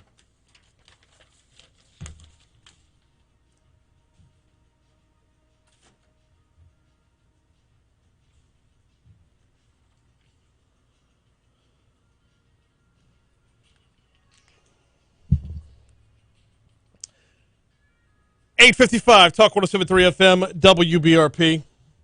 Mornings with Brian Haldane, rolling right along, closing out in our final segment of the show this morning before we hand off to the Fox News Rundown. By the way, thanks again to Nate Custer from FEMA for hopping on board. Thanks again to Tanisha Smith for talking sickle cell disease in our Medical Monday segment. Stephen Wagasback for talking jobs and the LABI report card earlier today. Thanks again for Condon for coming down the hallway to really get the week started the right way, which I love doing that. It's 6:35 every Monday morning. It'll light a fire under you to start your week.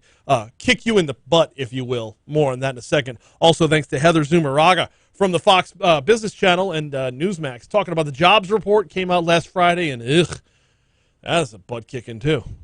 All right. I said more on that in a second. Every day to start the 8 o'clock hour, Jake has this day in history. And there was an observance of a national day today. National Kick Butt Day is observed today. It's observed the second Monday in October, which I find to be remarkably offensive because it's also Columbus Day. I'm just saying. USA. Anyway, it's National Kick Butt Day. I asked Jake what the origins of this day were. Why is the second Monday in October National Kick Butt Day? Jake, what did you find? So I looked things up on nationaldaycalendar.com, which I assume is the hub for information like this. Absolutely. So obviously this has been observed since at least 2004, and for some reason... Oh, long-standing tradition there. Oh, yeah. Yeah, this is way like back. National Kick Butt Day, Easter. These two things, they've been around for a while. Fortunately, we Not have really. time for both. Okay, yes. For some reason, though, the origins of this day are unknown. Really? So I don't know... Doesn't say who came up with it, doesn't know where this originated. Someone probably just put this on a website and ran with it. Why is it National Kick Butt Day, though? So, according to the website, National Kick Butt Day is observed annually on the second Monday of October. This day is to give yourself a kick in the seat of the pants. Yes. The day aims to motivate marketers, advertisers, and those in the business world to work smarter and harder towards their goals.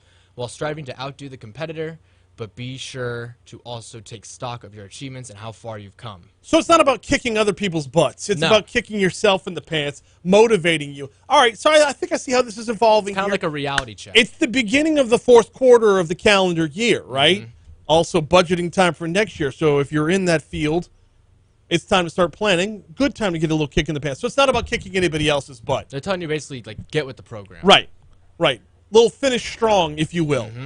October, November, December. Before you close that year out, kick yourself in the pants a little bit. Get motivated and get it done the right way before the year's over. Because I thought if National Kick Butt Day was about kicking other people's butts, I could think of half a dozen days on the calendar that would be better. I mean, July 30th is Arnold Schwarzenegger's birthday. Every other Wednesday for me. That'd be a great National Kick Butt Day.